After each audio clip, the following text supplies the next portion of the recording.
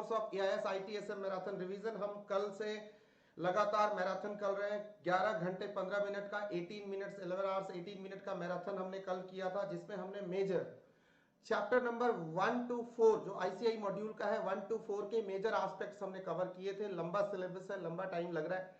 साथ ही साथ आपने मेरा ऐप जरूर डाउनलोड किया होगा एआईएसएसएम, और वहां जो कोर्स है हमारा एक एआईएसएसएम मैराथन कोर्स, जो सिर्फ ₹1 के कॉस्ट पे आपको कुछ इंपॉर्टेंट एस्पेक्ट शेयर करने के लिए दे रहा हूं, जो तो मैं जनरली सिक्योर्ड मैनर में ही देना चाहूंगा। Scenario based question, case and case based questions and chapter wise online test जो मेरे सीएमएस पोर्टल से आपको दिया जाएगा, ये और प्लस आरटीपी डिस्कशन, ये सारी चीजें ऑफ कोर्स एक दिन में तो वहां पे नहीं प्रोवाइड की जाएंगी, क्योंकि ये प्री रिकॉर्डेड नहीं है। साथ साथ आप कर रहे हो और साथ साथ मैं तैयारी कर रहा हूं और रिकॉर्ड कर रहा हूं, और आपके लिए लगातार डेली बेसिस पे मैं अपलोड करता जा रहा हूं। दोस्तों YouTube के ऊपर सबसे पहले जो कल हमने 11 घंटे 18 मिनट का मैराथन EIS का लोड किया था, अपलोड किया था, आई होप कि आपको बहुत अच्छा लगा होगा, आप एंजॉय कर रहे हो, उसको फॉलो कर रहे हो। तो फटाफट बिना वेट किए हुए एक लाइक और अपने comments, precious comments, feedback and उसको बहुत सारा अपने दोस्तों के साथ शेयर करते रहो। This is what minimum from where we can start at least. So please share कीजिए, ये ऐप डाउनलोड कीजिए और आप मेरे एआईएस आईटीएसएम कोर्स के साथ जुड़ते जाइए। बहुत सारा प्रैक्टिस मैं कराने वाला हूं। हम सबको पता है एग्जाम अगले 50 दिन के लिए आगे से पोस्टपोन हो गए हैं, तो कुल मिला के आज से हमें 83 डेज दिए जाते हैं। आज से हमारे पास 83 डेज का टाइम पीरियड अवेलेबल है, और ये 83 दिन आपको मेरे साथ रिवीजन करते हुए, स्ट्रीमलाइन रहते हुए, और खास इंपॉर्टेंट बात कह रहा हूं, जहां बच्चे फोकस लूज कर जाते हैं, जो एक ग्रुप का बच्चा होगा वो पोस्टपोनमेंट को सोच करके ये सोचना शुरू कर देता है कि अब 83 डेज तक इस कॉन्टिन्यूटी में मैं कैसे पढ़ता रहूंगा। नहीं, आपको पढ़ना होगा, क्योंकि ये 50 दिन सबके लिए बड़े हैं। पूरे अकेले तुम तो कोई तीर नहीं मार रहे हो, क्योंकि आज इंडिया का हर एक बच्चा, हर किसी को आईसीआई ने 50 एक्स्ट्रा डेज दे दिए। अब जो सीरियसनेस 50 डेज को कवर अप करने के लिए चाहिए, जो 83 डेज होंगे, ये आपके लिए बहुत चैलेंजिंग डेज होंगे। मैं ईमानदारी से कहता हूं, इसमें ज्यादा खुश होने की बात कम है और केयरफुल रहने की बात ज्यादा है। हेल्थ फ्रंट पे भी हमें केयरफुल रहना है, हमारा बाहर जाना आना सब बंद हो चुका है। एट द सेम टाइम हमारे लिए ये 50 डेज जो एक्स्ट्रा मिले हैं, उसका एक प्रॉपर रिटर्न प्लान का होना बहुत जरूरी है। मैं रिपीट करूंगा, जिन बच्चों का सेकंड ग्रुप, जो बोथ ग्रुप दे रहे हैं, जो बच्चे, क्या बोल रहा हूं मैं, ध्यान से सुनना, जो बच्चे बोथ ग्रुप दे रहे हैं और उनका किसी ग्रुप के किसी भी पेपर में जो कमियां रह गई हो, उनको ठीक करने का सबसे अच्छा मौका मिल गया, तो आपको इससे परेशान नहीं होना, इससे उबाऊपन नहीं महसूस करना, आपको उल्टा बोर्डम नहीं फील करना। आपको उल्टा ये सोचना है कि आपको एक्स्ट्रा 50 डेज मिल गया और आपकी सारी जो प्लस माइनसेस, जो डेविएशन, जो डिस्क्रिपेंसीज थी, आप उसको फाइंड आउट कर सकते हो, उनके सॉल्यूशंस को। दूसरा, जो बच्चे बोथ ग्रुप की तैयारी करके ग्रुप 1 पे फोकस कर चुके थे और उन्हें लग रहा था ग्रुप 2 नहीं दे पाऊंगा इस अटेम्प्ट में, उनके लिए तो ये गोल्डन चांस है। बच्चे, आप मिस मत करना इस चांस को, आप ग्रुप 2 के लिए भी जाओगे। The reason is very simple, क्योंकि अभी क्या होगा, आपका एग्जाम होंगे जुलाई फर्स्ट वीक तक, और फिर जो नेक्स्ट अटेम्प्ट होगा उसमें आपका टाइम ये 50 दिन कम हो जाएगा, क्योंकि जो नवंबर का अटेम्प्ट होगा, वो तो अगर सब कुछ भगवान ने ठीक रखा तो टाइम से होगा, उस पर तो आईसीआई कोई कॉम्प्रोमाइज नहीं करने वाला। तो आपने गलती से भी अगर यहां ये 50 दिन गंवा दिए, 2 महीने आपने लूज कर दिए स्ट्रेट। आपने वो 2 महीने लूज क्यों करने? आपने अपनी प्रिपरेशन अभी ही करके उस अटेम्प्ट को, उस ग्रुप को दे करके अभी निकालो, खत्म करो कहानी। तो जो थोड़े भी जो कोचिंग कर चुके थे और फिर वो सोच रहे थे यार ये बोथ ग्रुप नहीं हो पा रहा इतना रिवीजन, 4 पेपर्स पे ही इस बार काम चलाते हैं, उनको तो अब बोथ ग्रुप किसी भी हाल में देना है। क्योंकि सीए के कोर्स में आप जानते हो, जूनियर सीनियर और सीनियर जूनियर कब हो जाए किसी को पता नहीं होता। तो पता नहीं पीछे से कोई आपका बंदा आए और वो, और जिन बच्चों ने ग्रुप 1 ही तैयारी करी थी, उनके पास 50 एक्स्ट्रा डेज मिल गए। अगर आपके ग्रुप 1 की तैयारी अच्छी हो गई है तो आप ग्रुप 2 के लिए जाओ, राइट। अभी 50 डेज है, 50 डेज में जितना कर सकते हो उतना करके फिर ग्रुप 2 भी साथ में दे दो, ठीक है। मेरी ये सिंसियर एडवाइस है, क्योंकि आपको अगली बार तो सिर्फ 2 महीने कम मिलने वाले, 4 महीने हो जाने हैं आपके नेक्स्ट अटेम्प्ट की प्रिपरेशन के। 4 नहीं, उसको 3 महीने ही मानो आप। तो फिर कोचिंग कब, ये कब, वो कब, फिर लफड़ा वही रहेगा। आप सुपर रिवीजन के कोर्सेस लेकर के सेकंड ग्रुप को अटेम्प्ट करो इस बार, मेरी ये सिंसियर एडवाइस है। जैसे मैंने 70-80 घंटे में हम जैसे लोग एआईएस करा देते हैं, मैराथन अलग से करा रहे, तो 80 आवर्स का स्केड्यूल तो आपको मिल गया। राइट। 80 आवर्स बोले तो कोई 10 दिन अगर आप ठीक से लगाते हो तो एक पेपर निकल जाएगा, ठीक है। और साथ ही साथ जितनी प्रिपरेशन क्लास के साथ हो जाए उस पे जाके अटेम्प्ट देने का। और जिनका बोथ ग्रुप तैयार हो चुका है उनको सबसे बड़ी ध्यान देनी है, उनको प्रैक्टिस करते रहना, खूब सारा रिटन प्रैक्टिस करो, खूब सारा रिटन प्रैक्टिस करो, नहीं तो आपकी जो टेम्पो है आपका लूज होने का डर सबसे ज्यादा रहता है। बस इतनी सी बात कहनी है, आप बाकी समझदार हो तो आपने करते रहना है। जो वन ग्रुप दे रहे हैं उनको तो बहुत ही रिलैक्स होने के चांसेस ज्यादा होते हैं, तो उनको रिलैक्स नहीं होना, उनको आगे लग जाना है, ठीक है। मेरी कोई मदद हो, मेरे से कुछ चाहिए आपको, मेरे को बताते रहना, कोई कोर्स हो कुछ भी हो, पूरा ऐप के ऊपर हर तरह के कोर्स हमने डाले हुए हैं, आपको जो सब्सक्राइब करना हो कर सकते हो। सबकी प्राइसेस हमने स्ट्रिक्टली 50% सबको डाउन कर दिया स्ट्रेट अवे, इस चीज को देखते हुए कि बच्चे को अगले 50 दिन का बेनिफिट मुझे कैसे ज्यादा से ज्यादा देना है, सुपर रिवीजन वगैरह सारे, तो आप जाके वहां अवेल कर सकते हो इस बेनिफिट को। फ्रेंड्स 1 to 8 कर लिए थे, 9 chapter number 9 information system control and audit का रिवीजन मैंने सारा ऐप के ऊपर अपलोड कर दिया है, रिकॉर्ड करके मैंने अपलोड कर दिया है, वहां देख लेंगे आप। सारी चीजें कवर करी हैं, सारे रिस्क, सारे कंट्रोल, सारा इंटरनल कंट्रोल से रिलेटेड, सारे attacks, asynchronous attack, environmental exposures वगैरह, सारे जितने भी इन्वायरमेंटल कंट्रोल, टेक्नोलॉजिकल कंट्रोल, सारे टेक्नोलॉजी से related technical exposures, managerial application control, सारा ऑडिटिंग, सारा इसका सारा अपलोड कर चुका हूं मैं वहां पे, आप वहां से देख लेंगे सीधा। जो ऐप पे जो बच्चे नहीं है वो जाए और ऐप को सब्सक्राइब करें और वहां से देखना शुरू कर दे सीधा सीधा। आज जो मैं कराने वाला हूं वो आपको कराने वाला हूं core banking system, core banking system. और कोर बैंकिंग सिस्टम इसका और चैप्टर 8 देखने से पहले ईआरएम, तीन बातें ध्यान से सुनेंगे अब आप। Now we are starting the course, we have stopped previous discussions, right. हमारे पास सबसे पहले आज मैं सीबीएस कराऊंगा आपको, and this will be the last chapter. There will be regulatory compliance, that will also be provided there only, right. Important बात आपसे करना चाहता हूं सर, एक है हमारे 3 सबसे इंपॉर्टेंट चैप्टर हैं जो लास्ट में आते हैं, एक जो मैं लास्ट में पढ़ाता हूं, एक है आईसीआई के चैप्टर 1 का ERM, very very hot topic. दूसरा है चैप्टर नंबर 3 आईसीआई का, इसका information system controls and auditing, and chapter number 5 है सीबीएस। अगर इन 3 पोर्शंस को आप मिला लो, इनसे इंस्टीट्यूट 25 टू 30 मार्क्स के क्वेश्चन पूछता ही पूछता है, सिर्फ यहीं से। ये एरिया इतना ही इंपॉर्टेंट है, और इस पूरे एरिया में बहुत सारे पॉइंटर्स हैं, बहुत सारा मगअप करने की भी जरूरत पड़ती है, और बहुत सारे टेक्निकल पॉइंट्स हैं, रट्टा भी है, टेक्निक्स भी है, सब कुछ इतना सिंपल भी नहीं है। कंकरेंट ऑडिट के टूल्स है, काफी प्रैक्टिकल टूल्स है यहाँ पे, सब कुछ थ्योरेटिकल नहीं है जैसा कि हम सोच लेते हैं, काफी कुछ प्रैक्टिकल है। और यहाँ पे केस बेस्ड और इंडस्ट्री बेस्ड बातें बहुत सारी हैं। इसके लिए मैंने आपके लिए एक स्पेशल काम किया है, जो मेरे बच्चे हैं उनके लिए भी, जो नए बच्चे मुझे इस मैराथन में फॉलो कर रहे हैं, जिन्होंने पढ़ाई कहीं से भी करी हो, सेल्फ स्टडी कर रहे थे, उनके लिए एक बहुत जबरदस्त केस है जो मैं शेयर कर रहा हूं। आपको पता ही है कि आईसीआई का मूड अब केस बेस्ड है, राइट। तो एक केस है पीएनबी फ्रॉड केस का, पीएनबी का जो मेहुल चौकसी एंड नीरव मोदी के नाम से आप सब जानते हो वो केस, और 30 मिनट का वीडियो मैंने अपने ऐप पे अपलोड किया है। तो सर सबसे पहले आप ये वीडियो जरूर देखेंगे, पहले कि आप चैप्टर नंबर 8, चैप्टर नंबर 9 और चैप्टर नंबर 10 मेरी बुक, मेरी मैराथन रिवीजन नोट्स का, या आपकी बुक का आईसीआई मॉड्यूल का चैप्टर 1 का ईआरएम, चैप्टर 3 का इसका, एंड चैप्टर 5 का सीबीएस देखेंगे। आप पहले पीएनबी फ्रॉड केस देखेंगे, इसमें सारे एस्पेक्ट्स हैं, इसमें system, IT, information system control, audit, इन सब के वायलेशंस, इन सब से रिलेटेड रिस्क एंड कंट्रोल्स, सारे रेगुलेटरी कंप्लायंस, कंपनीज एक्ट से लेकर के मनी लॉन्ड्रिंग तक, सब चीज इन्वॉल्व है इन 3 चैप्टर्स में, और सब चीज इन्वॉल्व है मेरे इस पीएनबी फ्रॉड केस में।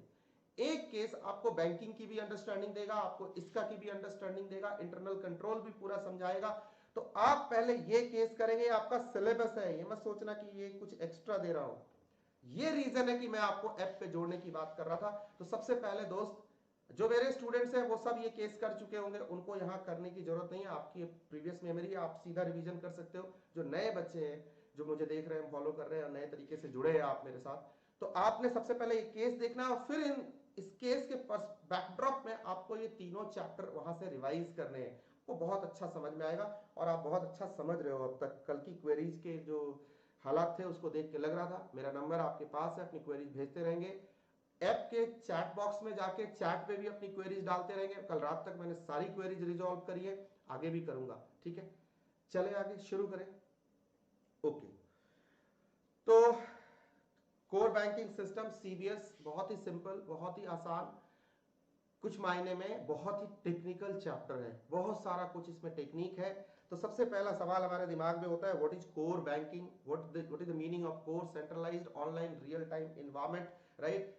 तो what is CBS, CBS is nothing दोस्त बट एन ईआरपी। जैसे आपने ईआरपी पढ़ा, फाइनेंशियल एंड अकाउंटिंग सिस्टम पढ़ा, वैसे ही बैंक का फाइनेंशियल एंड अकाउंटिंग सिस्टम, पूरा जो उसका इंटीग्रेटेड इंफ्रास्ट्रक्चर है, इंफॉर्मेशन सिस्टम, उसे हमने कोर बैंकिंग सिस्टम कहा। बस उस ईआरपी को, एंटरप्राइज रिसोर्स प्लानिंग को, हमने बैंक के हिसाब से आर्किटेक्चरली तैयार कर लिया, उसका आर्किटेक्चर तैयार किया, बैंक के ट्रांजैक्शंस के अकॉर्डिंग, बैंक के बिजनेस के फंक्शनिंग के अकॉर्डिंग उस सॉफ्टवेयर को बनाया, उसी को सीबीएस कहा। इससे हमें मदद इतनी मिली, एनी टाइम एनीवेयर हम ट्रांजैक्शन कर सकते हैं। डिफरेंट एस्पेक्ट्स हो गए, कोर ब्रांचेस क्रिएट किए गए। आपने जहां अपना अकाउंट खोला है वही ब्रांच आपका सब कुछ नहीं है। अब आप किसी भी ब्रांच से कोई भी transaction with in the rules regulation guidelines and the banking regulation act और आरबीआई रेगुलेशंस, आप सारा ट्रांजैक्शन प्रोसेस कर सकते हो। That's simple. बट इस पूरे केस में बहुत सारा रिस्क भी है, बहुत सारे कंट्रोल्स भी हैं, इसका ऑडिट भी होता है, और इसकी ऑडिट होती है तो उससे रिलेटेड टूल्स भी हैं, टेक्नोलॉजी यूज हुई है तो उसके भी रिस्क एंड कंट्रोल्स हैं। ये सारी चीज इस पूरे सिस्टम के अंदर पढ़नी है। लेकिन उससे पहले, ये सब पढ़ने से पहले आपको सीबीएस का आर्किटेक्चर समझना पड़ेगा, और वो भी दो तीन तरीके से। एक टेक्नोलॉजिकल आर्किटेक्चर क्या है, एक उसका फंक्शनल आर्किटेक्चर क्या है, एक उसका बैंक का ऑपरेशन कैसे काम करता है, बैंक के डिफरेंट सर्वर्स कैसे काम करते हैं। तो ये सारी चीजें समझने के बाद फिर आपको उसको जोड़ना है, बैंक क्या क्या करता है, और फिर इसमें क्या रिस्क है और क्या कंट्रोल्स है, कैसे इसकी ऑडिटिंग होगी, ये सारे एस्पेक्ट्स हैं। मतलब चैप्टर 1 to 4 में इसका तक, मेरी इस रिवीजन मॉड्यूल का 1 to 9, यहां तक आपने जो कुछ भी पढ़ा है, जितना कुछ भी पढ़ा है एक जनरल बिजनेस के हिसाब से, ई कॉमर्स के हिसाब से, अब everything will be implemented in this chapter. तो इस चैप्टर को करते हुए आपको दो चीज ध्यान रखना है। एक, इस चैप्टर का वेटेज लगभग 8 मार्क्स का है इंक्लूडिंग एमसीक्यूज।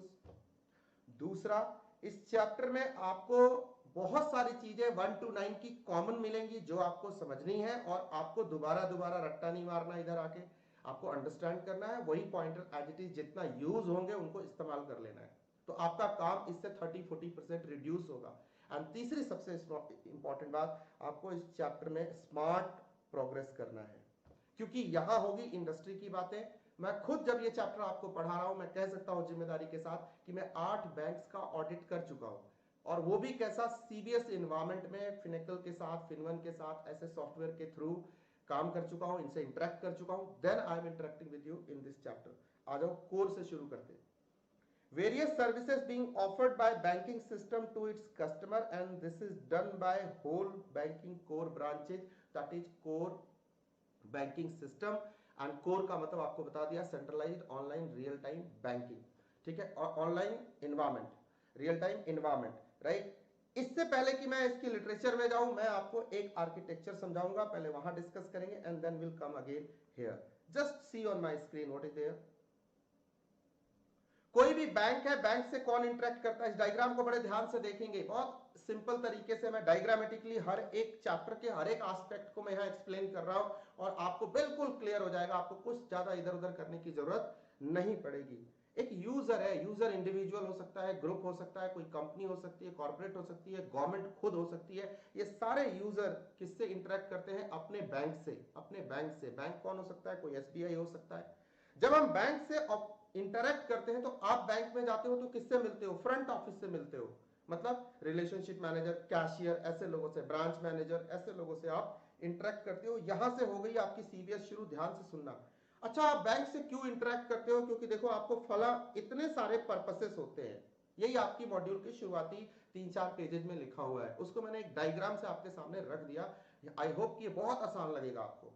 हमारा पर्पस होता है डिपॉजिट का, विड्रॉल का, लोन का, ओवरड्राफ्ट लिमिट घट बढ़ाने का, लेटर ऑफ क्रेडिट का, एलसी का, गारंटी का, हाई नेटवर्थ इंडिविजुअल एचएनआई हो उससे रिलेटेड कोई काम होगा, इलेक्ट्रॉनिक फंड ट्रांसफर है, नेफ्ट है, एनईएफटी है, आरटीजीएस है, आईएमपीएस है, टेली बैंकिंग है, पॉइंट ऑफ सेल डिवाइस चाहिए, इंटरेक्शन करना है उसके लिए पेमेंट गेटवे वगैरह हम लेते हैं। स्विफ्ट ट्रांजैक्शन होंगे, इंटरनेशनल ट्रांजैक्शन होंगे, लेटर ऑफ अंडरस्टैंडिंग अंडरटेकिंग होगी। तो ऐसी सारी चीजें, ये सब चीजें जो टेक्निकल टर्म्स में डिस्कस कर रहा हूं, पीएनबी फ्रॉड केस में मैंने सब के मीनिंग के साथ, उसके फंक्शनिंग के साथ, उसकी वर्किंग के साथ, एग्जीक्यूशन के साथ एक्सप्लेन किया है। 2.5 घंटे इसी चीज के लगाए और इसी के थ्रू कैसे फ्रॉड हो गया, कैसे रिस्क क्रिएट हुआ, कैसे आईटी कंट्रोल मिसिंग थे और कैसे रिस्क मैनेजमेंट नहीं हो पाई, जितनी चीजें इस चैप्टर में हम पढ़ने वाले हैं वो सब डिस्कस किया मैंने। आपको वो केस जरूर देखना है, आपको ये सारी बातें एकदम झकास क्लियर हो जाएगा और जो देख रहे हैं उनको यूं चुटकियों में बात समझ में आ रही होगी, राइट।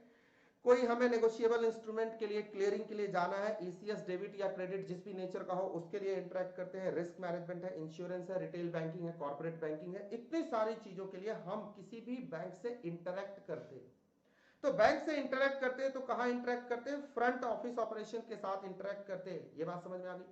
फ्रंट ऑफिस जैसे कैसे, मैं किसी टेलर के पास गया, किसी बैंक के सर्विसेज डिपार्टमेंट के पास गया, किसी ब्रांच में गया, उसके साथ साथ मैं किसी एटीएम पे गया, कियोस्क पे गया, किसी वन टच मशीन पे इंटरेक्शन करने गया, किसी पॉइंट ऑफ सेल मशीन से इंटरेक्शन करता हूं, कार्ड अपना स्वाइप किया वगैरह वगैरह। मोबाइल डिवाइस से यूज कर रहा हूं, कोई क्लाइंट डिवाइस है, मेरा कंप्यूटर है, उससे ऑनलाइन बैंकिंग करने की कोशिश कर रहा हूं। बात समझ में आ रही है आपको? ये सब इंटरेक्शन के तरीके हैं। मैं बैंक से ऐसे ही इंटरेक्ट करता हूं, जरूरी नहीं कि मैं बैंक के ऑफिस में जाके ही इंटरेक्ट करूंगा।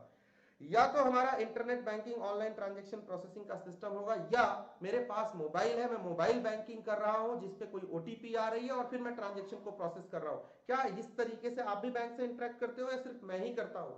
ऑफ कोर्स तुम भी करते हो मेरे दोस्त, मेरे और तुम में कोई डिफरेंस बैंक नहीं करता, बैंक के लिए सब बराबर है, राइट। तो बैंक से हम इस तरह से इंटरेक्ट करते हैं और डिफरेंट डिफरेंट पर्पसेस हैं जो मैंने आपसे डिस्कस किए। जब हम बैंक के साथ डिस्कस करते हैं तो बैंक भी तो एक ऑर्गेनाइजेशन है, उस ऑर्गेनाइजेशन में तो बड़े सारे, अब देखो ईआरपी की लैंग्वेज में बोलता हूं, तुम पकड़ना मेरी बात को।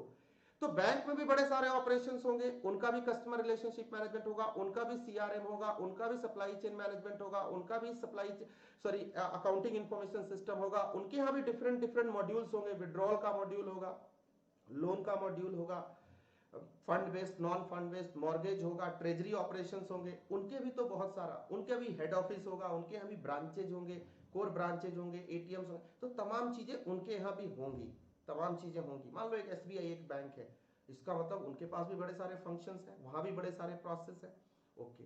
तो उन सबको रन करने के कुछ अलग rules regulation policies procedures, RBI के रेगुलेशन, बैंकिंग के रेगुलेशंस होंगे। उन rules regulation policies and bylaws के थ्रू ही बैंक भी चलता होगा, जैसे कोई भी एक आम कंपनी चलती है, ऑर्गेनाइजेशन चलती है, यस। तो चलाने के लिए उनके पास भी उन सारे अलग अलग प्रोसेसेस का या फंक्शंस का हम ऑटोमेशन करते होंगे, यस। तो ईआरपी की तरह वहां भी बड़े सारे मॉड्यूल्स होंगे, बोलो यस। तो मॉड्यूल्स होंगे तो उनको क्या करते होंगे, इंटीग्रेट करते होंगे, करने के बाद क्या करते होंगे, अच्छा इंटीग्रेट करने के बाद एक कॉमन सॉफ्टवेयर इंप्लीमेंट होता होगा, मतलब किसी बैंक का भी कोई ईआरपी होगा, है ना, बैंक का भी ईआरपी होगा, हाँ होगा, वही बैंक का ईआरपी सीबीएस है, जो इतनी सारी चीजों को, अलग अलग जगह से आने वाली इतनी सारी चीजों को एक सेंट्रलाइज्ड मैनर में इंटीग्रेट करके हैंडल करता है। और उन ईआरपी की कंपनियों के कुछ नाम होंगे, वो सॉफ्टवेयर प्रोवाइड करने वाली कंपनियां, जैसे फिनेकल है, फिनवन है, फ्लेक्सक्यूब है, बैंकमेट्स है, बैंक्स है, ये सब आपको पढ़ने आपके सिलेबस में है। ये सारी कंपनियां हैं, ये सारे कंसल्टेंट्स हैं, कह सकते हो आप टेक्नोलॉजी सर्विस प्रोवाइडर्स हैं, जो हमें बैंक का ईआरपी सीबीएस प्रोवाइड करते हैं। इनके थ्रू बैंक इन सारे अपने फंक्शनल एस्पेक्ट्स को संभालता है, इंटीग्रेट करता है एक मॉड्यूल। अब ये इंप्लीमेंट होता है, जैसा मैंने बताया ईआरपी इंप्लीमेंट होती है, इंस्टॉल नहीं होती। और जब इंप्लीमेंट होती है ईआरपी, इसका मतलब है सीबीएस भी इंप्लीमेंट होता है। इंप्लीमेंट होता है मतलब जरूरी नहीं कि हम एक ही कंपनी से अपना सीबीएस बिल्ड करें, हो सकता है किसी का फाइनेंस का मॉड्यूल अच्छा है, किसी का एससीएम अच्छा है, किसी का सीआरएम अच्छा है। हमने 2-3 कंपनियों से बात करी और सबके अलग अलग मॉड्यूल लेकर के इंटीग्रेट करके एसबीआई का सीबीएस कोर बैंकिंग सिस्टम तैयार किया। ये पूरा ईआरपी बैंक का वो ईआरपी हमने तैयार किया, इंप्लीमेंट कराया, हो सकता है, कोई बड़ी बात नहीं है। तो एक चीज तो ये दिमाग में रखनी है। अब ये पूरा बैंक और बैंक के सारे ऑपरेशन और बैंक के काम किसके थ्रू चलेंगे, हर चीज की एंट्री कहां होगी, इस सीबीएस के अंदर होगी। सीबीएस के अंदर मतलब यही एप्लीकेशन हो गया अब हमारा, इस एप्लीकेशन में हर कोई इंटरेक्ट करेगा। बट ध्यान से सुनना, यहां पे ना जैसे हम एक कस्टमर है, ध्यान से सुनना बच्चे, ई कॉमर्स इन्वायरमेंट को जरा याद करो, सब जरा ध्यान देंगे मेरी तरफ, ठीक है। इस चैप्टर को हम बहुत आसान बोलते हैं, लेकिन इसको आसान बनाना होगा, तो आसान बोले तो मजा आए, ठीक है। हम क्या होता है, ई कॉमर्स करते तो हम सीधा किसी फ्लिपकार्ट के वेबसाइट से, उसके एप्लीकेशन से इंटरेक्ट करते हैं, उसके पीछे डेटाबेस होता है।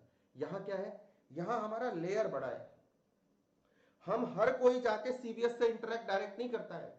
पहले हम एटीएम पे, ब्रांच पे, टेलर के पास, मशीन के पास, पीओएस के पास, ऑनलाइन वेब सर्वर के पास, किसी के पास पहले जाते हैं, वो जाता है सीबीएस के पास। मतलब ये जो हमारा सीबीएस है, ये एक लेयर पीछे है। Normal banking, normal business operation में 3 टियर का सिस्टम है।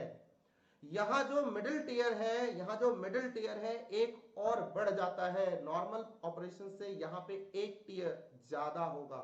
क्या बोला मैंने, एक टियर ज्यादा होगा, क्योंकि यहां पे ये सब आ जाएंगे कस्टमर के बीच में, ये सब सारे लाइन से लिस्ट लगा करके जो मैंने अभी आपको बताए, और फिर ये एप्लीकेशन आएगा, और इस एप्लीकेशन का जितना कुछ भी होगा प्रोसेसिंग करके एक सेंट्रलाइज्ड डेटाबेस में जाके स्टोर हो जाएगा, जो किसी डेटाबेस मैनेजमेंट सिस्टम के थ्रू ऑपरेट हो रहा होगा, राइट। ऑरेकल होगा, SQL होगा, DBMS, सॉरी DB2 होगा, 10G, 12C, 19C, whatever database management system यहाँ पे पूरा काम करेगा। और जितना कुछ भी यहाँ पे डेटाबेस मैनेजमेंट सिस्टम, ये कहीं स्टोर होगा, स्टोरेज होगी, इसका स्टोरेज का एक डेटा सेंटर होगा, जो सारे बैंक्स का ऑलमोस्ट मुंबई में है सर्वर रूम, और वो वर्चुअल स्पेस में होगा। कहां पे होगा, वर्चुअल स्पेस में होगा। मतलब क्या सर बैंकिंग वर्चुअलाइजेशन का इस्तेमाल करता है? यस करता है। यहां पे भी पोर्टेबल वर्क स्पेस, पोर्टेबल सारी चीजें यहां पे लगती हैं। जैसे गूगल अपना सर्वर रूम बनाता है और वहां से कभी डेटा लॉस नहीं होता, वैसे ही बैंक भी अपना डेटाबेस, अपने डेटा, अपना इंफ्रास्ट्रक्चर, अपना सर्वर रूम बनाता है, और उस डेटाबेस सर्वर से कभी भी डेटा लॉस नहीं होता। यहां भी, ये भी नेटवर्क की तरह resiliency, routing, bandwidth, contention, data, disaster resource planning, business continuity planning, continuous backup and recovery, सारे प्रिंसिपल पे काम करता है। अब आपको देख करके इतना समझ में आया होगा कि कोई भी बैंक जैसे ईआरपी काम करती है, वैसे ही बैंक का सिस्टम सीबीएस काम करता है। बस डिफरेंस इतना है, यहां एक टियर ज्यादा है, एक लेयर ज्यादा है ऑपरेशन के अंदर, सर्वर्स की संख्या ज्यादा है उनके कंपैरिजन में, और डेटाबेस सबसे पिछले लेयर पे 3 टियर की तरह यहां एन टियर है, और सबसे पिछले लेयर में डेटाबेस बैठा है, जिससे कि डेटाबेस सिक्योर्ड रहे, सेफ रहे, अटैक ना हो सके। वो भी क्या, बहुत ही सिक्योर्ड वर्चुअल लेयर के अंदर पड़ा हुआ है, ताकि वो कभी भी यहां डेटा लॉस ना हो। समझ में आ गई बात? ऐसे करता है काम बैंक का कोर बैंकिंग सिस्टम। ये तो बात हो गई एक बैंक की, एसबीआई की। Getting the point? अब आपके दिमाग में आपको यह भी सोचना चाहिए कि जब आप क्लियरिंग के लिए जाते हो, मेरी इस कहानी को बड़े ध्यान से सुनना सारे बच्चे, आगे सारी बातें समझ में आएंगी। जब आप क्लियरिंग के लिए जाते हो किसी भी बैंक के अंदर, सबसे पहले मैं आपको आर्किटेक्चर ही समझाऊंगा, तब मैं छोटी छोटी निटी ग्रिटीज में जाऊंगा, बाकी तो सब माया है। सबसे इंपॉर्टेंट एस्पेक्ट है सीबीएस का functional architecture, technical architecture, architecture का लेयर कितने हैं उसके अंदर, ये सब समझने का। तो सबसे पहले तो मैं आपको सीबीएस का आर्किटेक्चर बता रहा हूं, सिंपल आर्किटेक्चर, फिर लेके जाऊंगा इसके टीयर्स में, लेयर्स में, जो मैं बता रहा था कि इसमें एक लेयर ज्यादा है, कैसे है मैं समझाऊंगा आपको, एंड देन आपको लेके जाऊंगा इसका फंक्शन, काम करने का तरीका कैसा है, फिर आपको समझ में आएगा। फिर हम जाएंगे सर्वर्स के ऊपर, सारे सर्वर डिस्कस करेंगे, फिर हम जाएंगे सारे रिस्क एंड कंट्रोल्स के ऊपर, और फिर उसके बाद करेंगे ऑडिटिंग। सब बातें आपको समझ में आएंगी, ऐसे सीक्वेंस से चलेंगे तो आपको सीबीएस समझ में आएगा। नहीं तो थोड़ा सा टेढ़ा है, परेशान करता है कई बार, ये मतलब बातें एक जैसी घूमती रहती हैं, तो लगता है सब अच्छा ही चल रहा है, एग्जाम में लिखते हैं तो सब अच्छा नहीं चल रहा होता है। उसका रीजन है कि हम सीक्वेंशियली मैनेज्ड नहीं होते हैं। सारे बच्चे मेरे से कहते हैं, मैं कई बार बच्चों से पूछा, वो कहते हैं सर सीबीएस थोड़ा और बेहतर, और सर करा दो, सीबीएस और करा दो।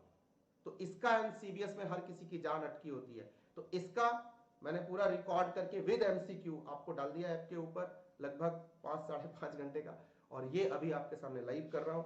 तो देखो कितने देर में निपटाते हैं, बट थोड़ा सा इंटरेक्टिव होके, बिकॉज द रीजन इज इसमें आपको फ्लैश भी लिखना होगा, सिर्फ पॉइंटर लिख के काम नहीं चलने वाला, और स्मार्ट भी होना होगा सीबीएस के अंदर। आगे चलते, अब देखो एसबीआई है, तो क्या एसबीआई सिर्फ एसबीआई से ही काम चल जाएगा उसका? क्या वो पीएनबी से नहीं डेटा एक्सचेंज करता? क्या वो क्लियरिंग सर्विसेज के लिए दूसरे बैंक से रिलेशन नहीं रखता? सारे बैंक से जुड़े होते हैं। कैसे जुड़े होते हैं? तो देखो बैंकिंग गेटवे होता है, उस बैंकिंग गेटवे के थ्रू जुड़े होते हैं। और बैंकिंग गेटवे पता है इंडिया में कौन प्रोवाइड करता है? NPCI, national Payment Corporation of India, RBI के अंडर वो बना हुआ है, ठीक है। एनपीसीआई का सर्वर इस पूरा बैंकिंग गेटवे प्रोवाइड करता है, इसको मॉनिटर करता है। ओके, इस बैंकिंग गेटवे से ये मेरा एसबीआई बैंक बाकी बैंक्स के साथ जुड़ा होगा, उनके सीबीएस से कम्युनिकेट करेगा, बैंक से और उनके सीबीएस से, और फाइनली सीबीएस के पीछे होगा उनका भी डेटाबेस। जैसे कि आपने इस आर्किटेक्चर में देखा कि कैसे कोई बैंक अपना लेयरिंग तैयार करके रखता है, हर एक बैंक का सेम होगा। और सेम तरीके से अदर बैंक्स के साथ, मान लो को मुझे कोई चेक क्लियरिंग करानी है तो ऑनलाइन में एक बैंक से दूसरे बैंक के कोर बैंकिंग सिस्टम से कम्युनिकेट करूंगा, बंदों से करूंगा तो वो भी सीबीएस से ही कम्युनिकेट करेंगे। तो एक सीबीएस दूसरे सीबीएस से बातें करता है और फिर जाकर के सारी चीजें क्लियर होती है। इसी को हमने कहा centralised online real time environment. Centralised database होगा, सेंट्रलाइज्ड डेटा प्रोसेसिंग होगी, हेड ऑफिस के पास सर्वर्स होंगे, मतलब बैंकिंग सर्वर, उसका चाहे सीबीएस का सर्वर हो, चाहे उसका एप्लीकेशन सर्वर हो या उसका डेटाबेस सर्वर हो, वो सेंट्रलाइज्ड होगा। उसको पूरा हिंदुस्तान जहां से जो कुछ भी होगा उसका सारा अपडेट एप्लीकेशन सर्वर पे होगा, और एप्लीकेशन सर्वर पे जो भी डेटा एक्सचेंज होगा तो सारा डेटा सेंट्रलाइज्ड डेटाबेस में जाएगा। अब एप्लीकेशन ने डेटाबेस के साथ कम्युनिकेट करना है, और फिर एप्लीकेशन ने अपने बैंक के ब्रांच, एटीएम, पेटीएम सबके साथ कम्युनिकेट करना है, और फिर उन एटीएम्स एंड ब्रांचेज ने कस्टमर के साथ कम्युनिकेट करना है। ये डिफरेंस है जनरल कंपनीज के ऑपरेशन में और बैंकिंग के ऑपरेशन में। इतनी बात आपको समझ में आ गई? तो चलो आपको एक दिखाता हूं बैंक का आर्किटेक्चर, लेयर सिस्टम कैसे बना होता है। अब आ जाओ, ये है ना डायग्राम आपके इसमें। सबसे पहले आप आ जाओ अपने इस बुक के ऊपर। अब ये फैसिलिटी और ये बेसिक बच्चों वाली बातें बाद में करते हैं, मेजर बातें पहले करते हैं। ये देखो, technology architecture of core banking system.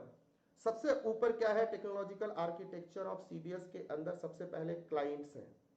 Clients वो जिसके थ्रू कोई भी यूजर या कोई भी ब्रांच या कोई भी एटीएम टेलर कम्युनिकेट करता है, किसके साथ? एप्लीकेशन के साथ। तो क्या है उसके बीच में? यहां टेलर है, कस्टमर है। क्लाइंट क्या है? टेलर है, एटीएम है, पॉइंट ऑफ सेल मशीन है, कोई ब्राउजर है। देखो ना, तुम्हें ऑनलाइन बैंकिंग करनी है तो तुम क्या करोगे? एक ब्राउजर खोलोगे, तुम क्रोम में जाओगे, वहां एप्लीकेशन का नाम लिखोगे, obconlinebank.in.co.in whatever, तो ऑनलाइन बैंकिंग। फिर तुम ऑनलाइन बैंकिंग के लिए आगे बढ़ोगे। Then there are phones, there are web clients, there are TV browsers, there are personal digital assistant. तमाम तरह के डिवाइसेस हैं जिनके थ्रू हम बैंक से बातें करते हैं, बैंक से कम्युनिकेट करते हैं। बात समझ में आई आपको? बट मैंने कहा यहां एक लेयर ज्यादा है। एप्लीकेशन कहां है? एप्लीकेशन आपका यहां है। बोले तो सीबीएस का है, सीबीएस तुम्हारा यहां पे है। लेकिन मैंने बताया बैंक के अंदर थोड़ा सा technical architecture normal business operation से और उनके सिस्टम से, ईआरपी से डिफरेंट है। यहां बीच पे होंगे चैनल सर्वर, ये बात ध्यान रखनी है। Layer 1, layer 2। चैनल सर्वर पे बड़े सारे होंगे, web server, SMS server, ATM switch, branch server and IVR, right. तो इसके लिए वॉइस रिकॉग्निशन का सिस्टम होगा। इस तरह से इसका आर्किटेक्चर डिफरेंट है। उसके बाद एप्लीकेशन सर्वर पे होगा एप्लीकेशन इटसेल्फ, फिर उसका इंटेलिजेंस, बिजनेस इंटेलिजेंस के कंपोनेंट जहां वो डेटा एनालिटिक्स करेगा। देन होस्ट कनेक्ट मींस एक मिडलवेयर जो इसको कनेक्ट करेगा, एंड दूसरा transaction processing monitor, TP monitor बोलते हैं, तमाम तरह के ट्रांजैक्शन प्रोसेस करेगा। और सबसे पीछे होगा इसका डेटाबेस जो किसी ऑरेकल या एग्जीक्यूशन लॉजिक के साथ किसी ऑपरेटिंग सिस्टम की मदद से, ये system software, database management system बोले तो एक सिस्टम सॉफ्टवेयर इंस्टॉल्ड होगा और वो सारा डेटाबेस मैनेज कर रहा होगा। और ये कहां होगा? एक डेटा सेंटर के अंदर होगा। डेटा सेंटर जो वर्चुअल स्पेस में होगा, वर्चुअल लैंड के ऊपर होगा, उस डेटा सेंटर में ये डेटाबेस मैनेजमेंट सिस्टम रहने वाला है, सो दैट कि सेफ रहे। अब ध्यान से सुनो, इसी आर्किटेक्चर को मैंने देखो कितना सिंपल तरीके से आपको एक्सप्लेन किया, सिस्टमैटिक कर दिया। ये शेयर कर दूंगा आपसे ऐप के ऊपर। सबसे पहला लेयर क्लाइंट का है, जहां टेलर है, एटीएम है, पॉइंट ऑफ सेल मशीन है, पीओएस फोन है, पीडीए है, वेब क्लाइंट है या इंटरनेट बैंकिंग के जो भी है, ब्राउजर है, एप्लीकेशन से जुड़ेंगे हम वहां से। उसके बाद एक मिडलवेयर है, लेयर नंबर 2, जहां ब्रांच सर्वर है। टेलर को ब्रांच सर्वर से बात करनी है, एटीएम को एटीएम स्विच जो एनपीसीआई का है, again national Payment Corporation of India, उससे इंटरेक्ट करनी है। पीओएस मशीन जो पेमेंट गेटवे आप बोल सकते हो, उसको एनपीसीआई के स्विच से फिर कम्युनिकेट करना है। एनपीसीआई मैंने बोला बैंकिंग गेटवे, पेमेंट गेटवे, इनको मैनेज करना, एडमिनिस्टर करना, ये सारी चीजें NPCI national Payment Corporation of India के तहत आती हैं।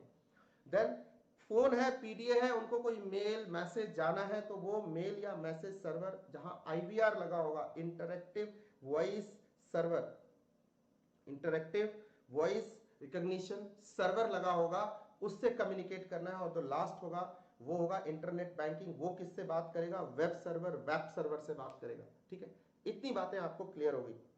इसके बाद ये सारे जो चैनल सर्वर है, जो मिडलवेयर्स जिनको मैंने बोला, ये इंटरेक्ट करेंगे आपके सीबीएस के साथ। ये डिफरेंस है जनरल ऑर्गेनाइजेशन और इसमें, ये थोड़ा आपको ध्यान रखना पड़ेगा। यहां हम मिस आउट करते हैं कई बार।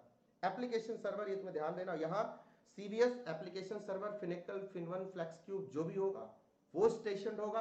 देन यहाँ पे बीआई कंपोनेंट, क्योंकि बैंक का डेटा स्मॉल डेटा या बिग डेटा, आप बोलोगे सर बिग डेटा, तो बिग डेटा एनालिटिक्स होगी, क्योंकि यहाँ पल पल बहुत सारा ट्रांजेक्शन हो रहा है। और यहीं पे होगा ट्रांजेक्शन प्रोसेसिंग मॉनिटर, जो वर्क बैलेंसिंग, वर्कलोड बैलेंसिंग करता हो एंड एरर हैंडलिंग करता हो।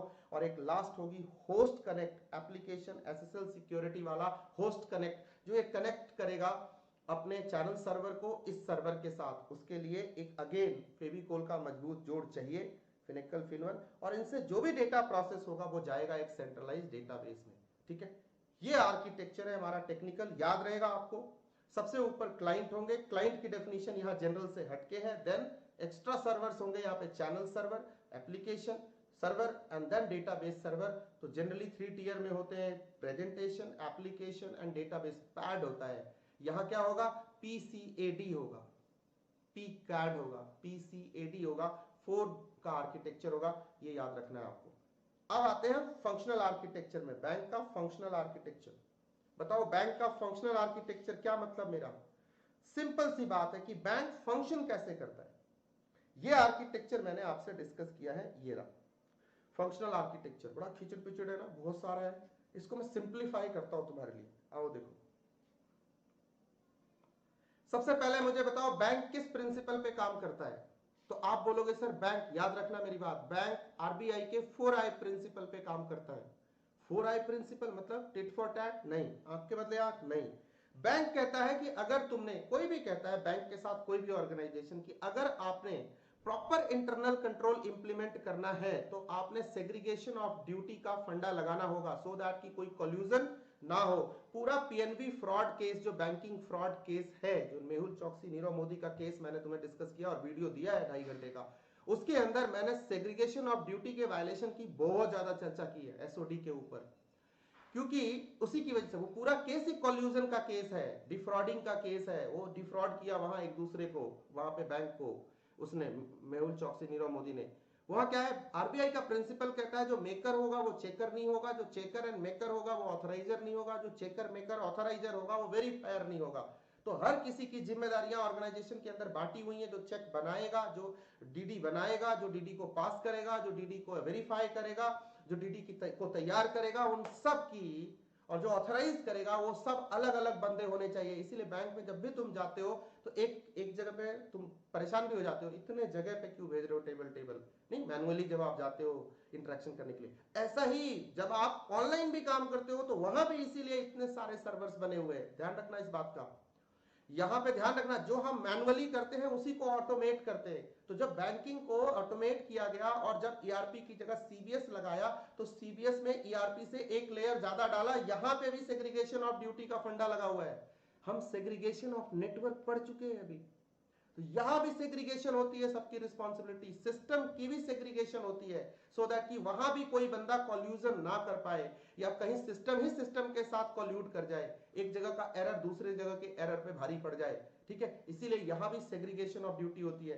तो सिमिलरली इस प्रिंसिपल पे कोई भी बैंक फंक्शन करता है, क्या करता है, फंक्शन करता है, काम करता है। इसको ध्यान में रख करके बैंक का फंक्शनल आर्किटेक्चर बना। शायद ये बात आज से पहले आपको नहीं बताई गई होगी, आप ये तब आपको पता चलेगा जब आप बैंक का ऑडिट करने जाओगे। तो मैं आपको वो चीज एडवांस में बता रहा हूं कि बैंक के अंदर segregation of duty, 4 eyed principle पे आरबीआई के लगाई जाती है और उसके बेसिस पे बैंक का फंक्शनल आर्किटेक्चर बना हुआ है। कहते हैं ना कि प्लानिंग अगर बेहतर है तो एग्जीक्यूशन अच्छी होनी चाहिए। स्ट्रेटजी पहले अच्छी बनाओ, देन उसके बाद उसकी एग्जीक्यूशन अच्छी करो, फिर सक्सेस मिलती है। तो ये है फंक्शनल आर्किटेक्चर, स्ट्रेटजी का पार्ट। स्ट्रेटेजिकली टॉप मैनेजमेंट ने, थिंक टैंक्स ने, स्ट्रेटजी ग्रुप ने इसको तैयार किया आफ्टर लॉट ऑफ ब्रेनस्टॉर्मिंग। देखो फ्रंट ऑफिस होता है, सबसे पहला कौन सा आर्किटेक्चर में पहला टॉपिक क्या है, पहला हेड क्या है, फ्रंट ऑफिस है, रिलेशनशिप मैनेजर है, ब्रांच मैनेजर है, कस्टमर इंटरेक्शन का काम करता है, मतलब सीआरएम का मॉड्यूल यहाँ पे काम करता होगा, कस्टमर डेटा हैंडलिंग का काम करता है या नहीं, कस्टमर के साथ इंटरेक्ट करता है। ये है सर हमारा फ्रंट ऑफिस, फ्रंट ऑपरेशन। उसके बाद आएगा सर ऑपरेशनल बिजनेस प्रोसेस, जो फ्रंट ऑपरेशन क्या क्या करता है। फ्रंट ऑपरेशन, फ्रंट लाइन, जिसको आप लाइन बोलते हो ऑर्गेनाइजेशन के अंदर, लाइन एंड स्टाफ, आप समझते हो। तो लाइन क्या करता है, ऑपरेशनल बिजनेस प्रोसेस, एसओपीज को एग्जीक्यूट करेगा। यहाँ प्रोडक्ट फैक्ट्री होगी, रिटेल बैंकिंग, कॉर्पोरेट बैंकिंग के लिए लोग डे टू डे बेसिस में इंटरेक्ट करेंगे, आपसे कहेंगे लोन दे दो जी, ड्राफ्ट क्लियर करा दो जी, ये वो, इन सब चीजों के लिए आएंगे। Branch manager, PO, teller, field officer, यहाँ ऐसे लोग अवेलेबल होंगे जो आपसे इंटरेक्ट करेंगे day to day transaction processing के लिए, ठीक है। Risk management, wealth management, trade financing, forex management, ये सब चीजें होंगी। देन सप्लाई चेन मैनेजमेंट भी इन्वॉल्व हो जाएगा यहाँ पे, सीआरएम एंड एससीएम मिलके काम करेंगे, ठीक है। दो फंक्शन यहाँ हो गए। अब आ गया मिडल ऑफिस ऑपरेशन। जनरली हमने क्या पढ़ा था, front office, back office. Generally हमने क्या पढ़ा था, 3 tier architecture, presentation, application and database. Bank में आके क्या पढ़ा हमने, थोड़ा सा एक्सटेंशन कर दिया, एक स्टेज आगे निकल गए, एक मिडल टियर लेके आए, चैनल सर्वर्स लेके आए कि नहीं। एक बात याद करने की, फंक्शनल आर्किटेक्चर में फ्रंट एंड बैक ऑफिस पढ़ा था, यहां क्या हो गया, एक टियर यहां भी आ गई। कैसे, फ्रंट ऑफिस, फ्रंट ऑपरेशन। उसके बाद यहां पे होगा middle office, middle office operation, जो फ्रंट एंड, जो लाइन एंड स्टाफ का मिक्सचर होगा, एक मिडल वेयर कह सकते हो, जो फेविकोल के मजबूत जोड़ का काम करेगा फ्रंट एंड बैक के बीच में। वहां होंगे फंक्शनल सर्विसेज, जैसे लिमिट सेट करना, क्लियरिंग करना। अब चेक लेके तुम डीडी लेके आ गए, सर क्लियरिंग करा दो। क्लियरिंग करने के लिए तुम तो मिले किसी ब्रांच मैनेजर से, किसी पीओ से, किसी टेलर से, उसने भेजा इस मिडल टियर को, इसका काम है क्लियरिंग के लिए लेके जाना, ठीक है। तुम्हें ना इसने क्या किया, जो स्टाफ है, जो बैक ऑफिस है, इससे दूर रखने के लिए काम किया है, क्योंकि ये काम कर रहा है 4 आइड प्रिंसिपल पे, सीबीएस के, आरबीआई के 4 आइड प्रिंसिपल से। कॉल्यूजन को रोकने का कितना अच्छा तरीका बैंक्स में है भाई, रोकड़े का मामला है, समझ रहे मेरी बात, पैसे का लेन देन यहाँ है, यहाँ तो जालसाजी सबसे ज्यादा हो सकती है और इसके बावजूद हो जाती है। पीएनबी फ्रॉड केस में आपको सब एक्सप्लेन किया हुआ है। लिमिट सेट करना, clearing services, referral, collaterals, limit, liquidity management etcetera, ये है मिडिल लेवल। ये सपोर्टिंग बिजनेस प्रोसेसेस हैं, मिडलवेयर की तरह काम करेगा, मिडल ऑफिस ऑपरेशन बोलेंगे हम इसे। मिडलवेयर वर्ड मैं इसलिए यूज कर रहा हूं, ये कोई सॉफ्टवेयर नहीं है, लेकिन कल को जब हम सीबीएस बनाएंगे तो इसको ध्यान में रख के ही बनाएंगे। यही फेविकोल का मजबूत जोड़ सर्विस है, गॉट द पॉइंट, तोड़ सर्विस नहीं है, जोड़ सर्विस है, ठीक है। Okay, and the last is back office. वहां क्या, अब देखो सीबीएस लेके, एप्लीकेशन लेके बंदे बैठे हुए, उसके बंदे जो ट्रांजैक्शन प्रोसेसिंग करेंगे, जो अकाउंटिंग करेंगे, जो तुम्हारा इंटरेस्ट कैलकुलेट करेंगे, जो तुम्हारे केवाईसी का इंफॉर्मेशन आएगा उसकी एंट्री करेंगे। जब तुम बैंक के साथ जुड़ोगे तो कस्टमर का अकाउंट वहां पे सीबीएस के अंदर क्रिएट करेंगे, आईडी पासवर्ड जनरेट करेंगे और फिर तुम्हें भेजेंगे, होता है ना। ये तुम इंटरेक्ट नहीं कर सकते ना इनसे, ये तो पीछे से आता है, आएगा जी, आप एप्लीकेशन दे दो, हम जी भेजेंगे उनको, वो सारी एंट्री सीबीएस में होगी, वहां से अप्रूव होके आएगा। अब देखो ना, लोन, कार लोन, सारी चीजें क्या अब तुम्हारे को वैसे मिलती है, नहीं मिलती सर, बिल्कुल नहीं मिलती। तो सब सीबीएस, सब ये बैक ऑपरेशन से सब सैंक्शन होके वहां से आता है, और वहां सब काम पहले सीबीएस पे अपडेट होगा, तब तुम्हारे पास आएगा। हर चीज सीबीएस पे, कोर बैंकिंग सिस्टम के अंदर, उस एप्लीकेशन सॉफ्टवेयर के अंदर सारी एंट्री होगी, उस ईआरपी के अंदर सारी एंट्री होगी, अलग अलग काम, अलग अलग मॉड्यूल के थ्रू, अलग अलग मॉड्यूल का एक्सेस, अलग अलग लोगों को, सेग्रीगेशन ऑफ ड्यूटी। जो मेकर होगा वो चेकर नहीं होगा, जो चेकर एंड मेकर होगा वो ऑथराइजर नहीं होगा, जो ऑथराइजर, मेकर एंड चेकर होगा वो वेरीफायर नहीं होगा। इसीलिए हमारे पास ये आर्किटेक्चर ऐसे बनाए गए। ग्रेट। अब यहाँ पे क्या क्या काम है फंक्शनल आर्किटेक्चर के अंदर, बैक ऑफिस ऑपरेशन के अंदर, सपोर्ट के प्रोसेस है, सीबीएस के साथ है, कैसे, एप्लीकेशन के साथ है, interest rate, interest calculation, exchange, policy and procedure set करना। देखो ना, ये तुम्हें बता के थोड़ा ही होगा, ठीक है। उसी तरह से डिफरेंट चार्जेस लगाना। उसके बाद हमारा database management, sorry, document management system, बहुत बड़ा वायलेशन हुआ डॉक्यूमेंट मैनेजमेंट सिस्टम का, किसमें, पीएनबी फ्रॉड में, पीएनबी फ्रॉड केस में पढ़ाया मैंने आपको, डीएमएस, इन्वेंट्री होगा, यहां पे भी होगा, इन्वेंट्री का भी वायलेशन हुआ, रोज वहां से लेटर ऑफ अंडरटेकिंग इश्यू हो रहे थे, लेटर ऑफ क्रेडिट इश्यू हो रहे थे, तो क्या उसकी इन्वेंट्री चेक ऑडिटर ने नहीं की होगी? जरूर नहीं की होगी। फीस एंड चार्जेस, उसके बाद डिस्काउंट एटसेट्रा, ये सारा बैक ऑफिस ऑपरेशन का काम है। इसके अलावा तुमने डिजिटल सिग्नेचर करके कोई इलेक्ट्रॉनिक चेक तुमने भेज दिया, नहीं ट्रांजेक्शन, तुमने डिजिटल सिग्नेचर का यूज किया बैंकिंग के लिए, चाहे ऑनलाइन ट्रांजेक्शन प्रोसेसिंग के लिए, अब वो डीएससी सही है या नहीं है, किसके पास जाएगा? तुम्हारे सर्टिफाइंग अथॉरिटी के पास वेरिफिकेशन के लिए जाएगा। ये कौन करेगा? वो बंदा जो बैक ऑफिस ऑपरेशन का है, जो एप्लीकेशन पे बैठा हुआ है, वो करेगा। IT infrastructure, accounting information system, यहां पे सारे internal control, risk assessment procedure, सब रिपोर्टिंग, ऑडिटिंग, ये सब बैक ऑपरेशन है। तो एक बार जरा आ जाओ इस अटेम्प्ट के लिए। Technical architecture and functional architecture, very very hot topics, ये दोनों सबसे पहले मैंने आपको करा दिए। तो यहां पे क्या क्या चीजें हैं जरा ध्यान से देखें जरा। सबसे पहले क्या है? फ्रंट ऑफिस ऑपरेशन, जहां है हमारा CRM and SCM, supply chain management. दूसरा है मिडिल ऑफिस ऑपरेशंस, जहां है हमारे सपोर्टिंग प्रोसेस एसओपीज, राइट, जहां है limit setting, clearing, collateral, referrals, liquidity management etcetera. Last क्या है हमारा? Back office operation, interest rate calculation, उसका approval, exchange rate calculation, policy procedure, regulatory compliance, data management, document management system, inventory, fees and charges, discount and DSC verification, IT information system infrastructure, उसकी building, उसके control, उसका risk assessment procedure, TPS transaction processing system या accounting information system, reporting and finally auditing. ये module, ये functional architecture में सबसे पीछे होंगे। इन्हीं फंक्शनल आर्किटेक्चर के बेसिस पे हम बनाएंगे डिफरेंट बैंकिंग के मॉड्यूल्स, और उन मॉड्यूल्स को करेंगे हम ऑटोमेट, वो 4 लेयर के अंदर, और उससे बन जाएगा हमारा सीबीएस कोर बैंकिंग सिस्टम। समझ में आ गई बात? ये अगर समझ में आ गई तो फिर हम हो जाते हैं गोली। कैसे? आ जाओ। ओके जी, तो आपने ये कोर्स ले लिया होगा। यहाँ पे आपके पास हमारा जितना अपडेट है, मैं बार बार इसलिए बोल रहा हूँ बच्चे, क्योंकि मैं बहुत सारी चीजें आपको शेयर करना चाहता हूँ, और मैं कुछ चार्ज करके नहीं करना चाहता हूँ। ये जो लॉकडाउन हुआ, तो ये मेरा पे बैक पीरियड है। आपके जो एग्जाम्स आगे गए, तो ये मेरा पे बैक पीरियड है, तो मैं उसको करना चाहता हूँ। आपने बहुत कुछ हमें दिया, स्टूडेंट्स ने मुझे बहुत दिया है। सबसे ज्यादा जो चीज दी है वो है रिस्पेक्ट दी है, तो उसके लिए जान हाजिर है।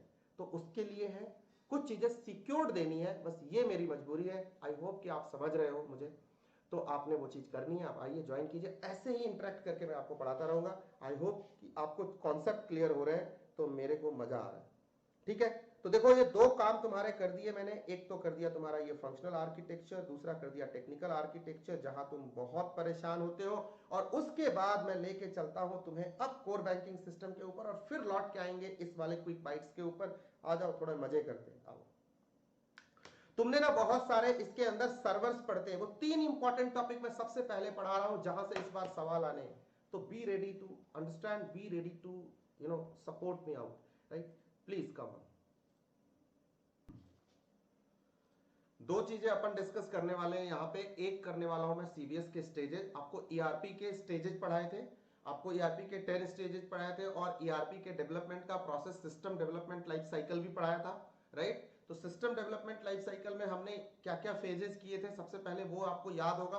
पहले मैं टेक्निक्स, टेक्नोलॉजी जिसके सारे खत्म कर रहा हूं, and then will come to general details, risk and control वाला पार्ट। ठीक है, याद रखना 3 चीजें इंपॉर्टेंट होंगी। एक जो अभी आपको फंक्शनल टेक्नोलॉजिकल आर्किटेक्चर बताया, वहां से क्वेश्चन रहने के चांसेस रहते हैं, नहीं तो एमसीक्यू जरूर उसके ब्रेक से पूछे जाते हैं। पिछली बार भी ऐसे ही पूछा था। और एक इंपॉर्टेंट एरिया होता है इनके सर्वर्स का, डेवलपमेंट का, ये स्टेजेस का, यहां से भी क्वेश्चन आते हैं। फिर मैं वापस क्विक बाइट पे आता हूं जरूरी रिवीजन कराने के बाद। तो वहां सिस्टम डेवलपमेंट लाइफ साइकिल जब हमने किया था ईआरपी को डेवलप करने से पहले, वहां हमने बात करी थी preliminary investigation, system analysis, system design, system testing, build and testing, and उसके बाद हमने किया था system implementation, and the last one was system maintenance. Same चीजें सीबीएस एस्टैब्लिश करते हुए भी सेम बातें लागू होती है, बट नाम थोड़े से डिफरेंट हो जाते हैं। उन्हीं को ओपन अप कर दिया, उन्हीं के नंबर ऑफ पॉइंट्स ज्यादा क्रिएट कर दिए, उसी को हमने कह दिया सीबीएस स्टेजेस। एक एक करके देखो। सबसे पहले हम क्या करेंगे? प्लानिंग करेंगे, फिर प्लानिंग का अप्रूवल होगा, टॉप मैनेजमेंट से होगा, एंड देन उसका सिलेक्शन होगा। प्लानिंग एंड अप्रूवल क्यों जरूरी है? क्योंकि याद रखो हर ऑर्गेनाइजेशन के अंदर मैनेजरियल कंट्रोल नाम की चीज होती है, जो इसका में आपने पढ़ा। देखो मैं रिलेट करूंगा, आपने सोचना है डिलीजेंटली। अभी क्या करना है, हमने अपने नॉलेज को मैक्सिमाइज करना है और ट्रबल को मिनिमाइज करना है। मैं बार बार कहता हूं, minimising the concept and minimising the number of concept and maximising the use of our previously studied concepts, वो करना है। तो planning and approval by top management, जिसे हम बार बार कहते हैं टॉप बॉटम कमिटमेंट। देन उसके बाद सिलेक्शन ऑफ द बेस्ट, जहां हम करते थे investigation analysis, feasibility, economic feasibility, schedule, HR feasibility, legal feasibility, ये सब करते थे ना वहां पे। तो टेक्नोलॉजिकल फिजिबिलिटी, ये सारी बातें हम डिस्कस करते थे, फिजिबिलिटी स्टडी करते थे अंडर सिस्टम इन्वेस्टिगेशन।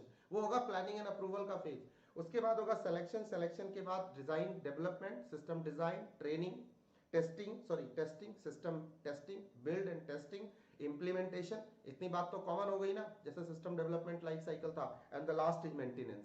इतनी बात तो एकदम समझ में आ गई आपको, कॉमन है सीबीएस के स्टेजेस, तो यह रट्टा कुछ अलग से मारने की जरूरत नहीं है। And then there will be support, maintenance के साथ साथ कॉन्टिन्यूअस सपोर्ट। अगर फिनिकल, फिन1, फ्लेक्स क्यूब ने किसी ने प्रोवाइड किया है, they will provide support also. Then updation, the continuous updations, and the last module will be audit.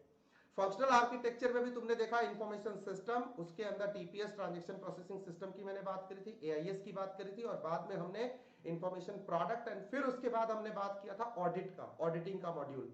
वहां भी होता है, यहां भी होता है। कौन कौन से सीबीएस के स्टेजेस हो गए, एक बार मेरे साथ बोलेंगे आप। Planning approval selection, planning approval selection, design testing and implementation, design testing and implementation, maintenance support updations and audit, maintenance support और अपडेशन एंड ऑडिट। बिल्कुल सिस्टम डेवलपमेंट लाइफ साइकिल के फेजेस की तरह चलेंगे, तो कंफ्यूज नहीं होना। रट्टा आपको एक बात समझ में आई है, दूसरी भी समझ में आएगी, ठीक है। आगे चलते हैं, अब बात करते हैं सर्वर्स की। Different type of core banking system में आपने देखा चैनल सर्वर थे, एप्लीकेशन सर्वर था, डेटाबेस सर्वर था, 3 लेयर पे सर्वर्स थे। उन सारे सर्वर्स की फंक्शनिंग क्या है, ये इंपॉर्टेंट एरिया, अनदर एस्पेक्ट है, ये फोर्थ मोस्ट इंपॉर्टेंट एरिया है जहां से क्वेश्चन पूछे जाते हैं सीबीएस से। ध्यान से सुनना है आपने। सर्वर एंड क्लाइंट आप समझते हो, क्लाइंट जो सर्विसेज को यूज करता है, हार्डवेयर एंड सॉफ्टवेयर की सर्विसेज को यूज करता है, कंप्यूटिंग की सर्विसेज को यूज करता है। जैसे हम क्लाउड में भी क्लाइंट होते हैं, क्लाउड सर्विस प्रोवाइडर हमारा सर्वर होता है, उसका जो इंफ्रास्ट्रक्चर है वो हमारे लिए सर्वर होता है। हार्डवेयर एंड सॉफ्टवेयर जो सर्विसेज प्रोवाइड करता हो, बैंक ऑब्वियसली आपसे क्या लेता है, कुछ भी नहीं। आप क्या डेटा देते हो, आपसे तो वो आपको वो सर्विसेज देता है, आप उसके क्लाइंट हो, आप उसको डिफरेंट डिफरेंट इश्यूज के लिए उसके पास जाते हो। उसका बिजनेस सिस्टम जो ऑटोमेटेड है, जो कोर बैंकिंग सिस्टम के थ्रू सीबीएस के साथ चलता है, उसके बहुत सारे सर्वर है, वो आपको सर्विस देने के लिए बैठे। ओके, वो सर्वर है, बहुत सारे सर्वर है। पहला server, first server, that major server I am taking is web server. क्या होता है वेब सर्वर? जैसे ई कॉमर्स अपन करने जाते हैं, एक वेबसाइट होती है, वो कहां होती है, होस्टेड होती है, होस्टिंजर पे, गोडैडी पे, वगैरह वगैरह पे, ठीक है। वो क्या है, वेब सर्वर है। यहां बैंक का भी जब आप ऑनलाइन कोई सर्वर होगा, वेब सर्वर होगा, इंटरनेट सर्वर है एक तरह का ये। तो आप बताओ कैसे करते हो। मान लो ये बंदा, ध्यान से सुनना, ये बस इसी डिजाइन में सब कुछ है। ये इंसान ऑथराइज्ड यूजर है। सबसे पहले कैसा यूजर है, अब देखो सारी टर्मिनोलॉजी यहां यूज होगी। एक्सेस कंट्रोल लगा हुआ है, ऑथराइज्ड है, इसका आईडी है, इसका पासवर्ड है, यूज करना चाहता है, ऑनलाइन बैंकिंग करना चाहता है, ट्रांजैक्शन प्रोसेसिंग करना चाहता है, मैं आपको रुपए ट्रांसफर करना चाहता हूं, या आप मेरा कोर्स 1 रुपए से ऐप पे जाके खरीदना चाहते हो। आप क्या करोगे, आप जाओगे किसी एप्लीकेशन पे, जाने से लिए आपको ब्राउजर चाहिए, इंटरनेट चाहिए, तो ब्राउजर भी है, इंटरनेट भी है। उसके बाद आपके पास वो डिवाइस है जिसपे आप कर रहे हो, उस पे आप क्या करते हो, इस वेबसाइट को ओपन करते हो। किसकी वेबसाइट को, आईसीआईसीआई बैंक की वेबसाइट, ICICI.com जो भी है, आपने उसको लॉगिन किया, वहां से आपने लॉगिन आईडी पासवर्ड मांगा उसने। कॉर्पोरेट बैंकिंग हो, रिटेल बैंकिंग हो, पर्सनल बैंकिंग हो, जैसे भी बैंकिंग होगी उसके हिसाब से आईडी पासवर्ड आपने लगाना है। अब ये सिक्योर्ड होना चाहिए। ध्यान से सुनो, फिर से आपको ई कॉमर्स में पढ़ाया है, ऑनलाइन ट्रांजैक्शन प्रोसेसिंग होगी यहाँ पे, इसीलिए आप वेब सर्वर पे जा रहे हो। फाइनेंस का मामला है, अकाउंट्स का मामला है, रोकड़े का मामला है, तो कैसा होना चाहिए, सिक्योर्ड होना चाहिए। फायरवॉल लगा है, यहाँ SSL सिक्योरिटी होगी, 128 बिट सिक्योरिटी होगी, या 256 बिट तक की सिक्योरिटी यहाँ पे इंप्लीमेंट की गई होगी। बहुत सिक्योर्ड होगा ये सिस्टम।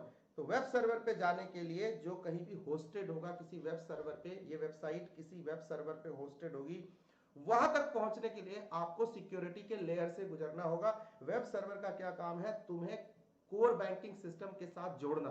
इसका बस इतना काम है। तुमने बैंक का, अपने बैंक का, रिस्पेक्टिव बैंक का, अपने बैंक का वेबसाइट एक्सेस करना है, जहां जाने के बाद ही तुम ट्रांजैक्शन प्रोसेस कर पाओगे। वो सर्वर फर्दर पीछे और सर्वर्स है, उनसे बात करेगा तब तुम्हारे पैसे, तुम्हारा ट्रांजैक्शन प्रोसेसिंग हो पाएगा। कोई चीज डाउनलोड करना चाहते हो या कोई पेमेंट ट्रांसफर करना चाहते हो, बेनिफिशियरी ऐड करना चाहते हो, उन सब के लिए आपको इस पूरे प्रोसेस से गुजरना होगा। फर्दर वेब सर्वर आपको रिस्पॉन्ड करेगा सिक्योर्ड मैनर में, आपके इसी वेब एप्लीकेशन के ऊपर इंटरनेट से होता हुआ तुम्हें तुम्हारे डिवाइस के ऊपर ये चीज विजिबल होगी। ये है काम वेब सर्वर का, इसे हमने कहा वेब सर्वर। नेक्स्ट, अब ये वेब सर्वर आगे कैसे काम करता है, ध्यान से देखना। यहां से आपको पूरे सर्वर का आर्किटेक्चर, पूरा बैंकिंग समझ में आएगा। यूनिक है, मस्त है, मैंने बनाया है, बहुत टाइम लगाया इसके ऊपर। अब सुनो ध्यान से, आप आ गए कहां पे, किसी वेब सर्वर पे। ये तभी पॉसिबल है जब आपने बैंकिंग करी, बैंक ऑडिट किया हो। और बैंक ऑडिट ऐसे नहीं गए आंख बंद करके पराठे खाए घर आ गए ना, वहां जाके आपने उसके सिस्टम को देखा है, समझा है, अंदर तक घुसे हो, और आप टेक्नोलॉजी खुद भी अच्छा जानते हो। कल को आपने ये करना है, याद रखना 1 to 5 जितने भी चैप्टर्स हैं और जो भी कॉन्सेप्ट है, एक एक वर्ड प्रैक्टिकल है, रियल इंडस्ट्री है, real life, right. The one who has practiced will succeed. The one who has just seen it, read it, that is not sufficient, right? Number 2, अब ये वेब सर्वर पे जाके हमारा क्या होगा, कुछ नहीं होगा जब तक वो वेब सर्वर अब जाएगा वो सीबीएस से बात करने, मतलब अब वो बैंक के सिस्टम से बात करेगा। उसका वेब एप्लीकेशन उसके एप्लीकेशन से, कोर बैंकिंग से, फिनेकल से, फिनवन से, फ्लेक्सक्यूब से, बैंकमेट से, बैंक से बात करेगा। जब वो कम्युनिकेट करने की कोशिश करेगा, ध्यान से सुनना, पीछे चलो एक बार फिर से, पीछे क्या किया था मैंने, ये चिंटू, ये बंदा, इसे कोई ट्रांजैक्शन प्रोसेस करना था तो वेब सर्वर तक पहुंचा, मैंने आपको वेब सर्वर डिफाइन किया। बट ये वेब सर्वर अपने आप में, इसके पास तो कोई डेटा नहीं है तुम्हारा, इसको तो नहीं पता तुम्हारे अकाउंट में कितने पैसे हैं, बस इसने तुम्हें वेब एप्लीकेशन से जोड़ना है, ये होस्टेड है किसी सर्वर पे है, वहां तक पहुंचा दिया, वेब सर्वर है। अब ये वेब सर्वर तुम्हें सर्विस देगा, उसके लिए जरूरी है कि ये वेब सर्वर पीछे किसी दूसरे सर्वर के पास जाएगा। वेब सर्वर, देखो ध्यान से, कस्टमर डिटेल इज शेयर, जो कस्टमर ने डिटेल वेब सर्वर के ऊपर डाली, इस वाले सर्वर के ऊपर डाली, बच्चे ध्यान से सुनना, इस वाले सर्वर के ऊपर डाली, ये वो सर्वर आगे आईबैस, इंटरनेट बैंकिंग एप्लीकेशन सर्वर, क्या इंटरनेट बैंकिंग एप्लीकेशन सर्वर से बातचीत करेगा। ये बोलेगा ये कस्टमर है, उसकी लॉगिन है, उसका आईडी है, वो पासवर्ड है, वो ना आपसे ना ट्रांजैक्शन प्रोसेसिंग करना चाहता है, तो प्रभु इजाजत है।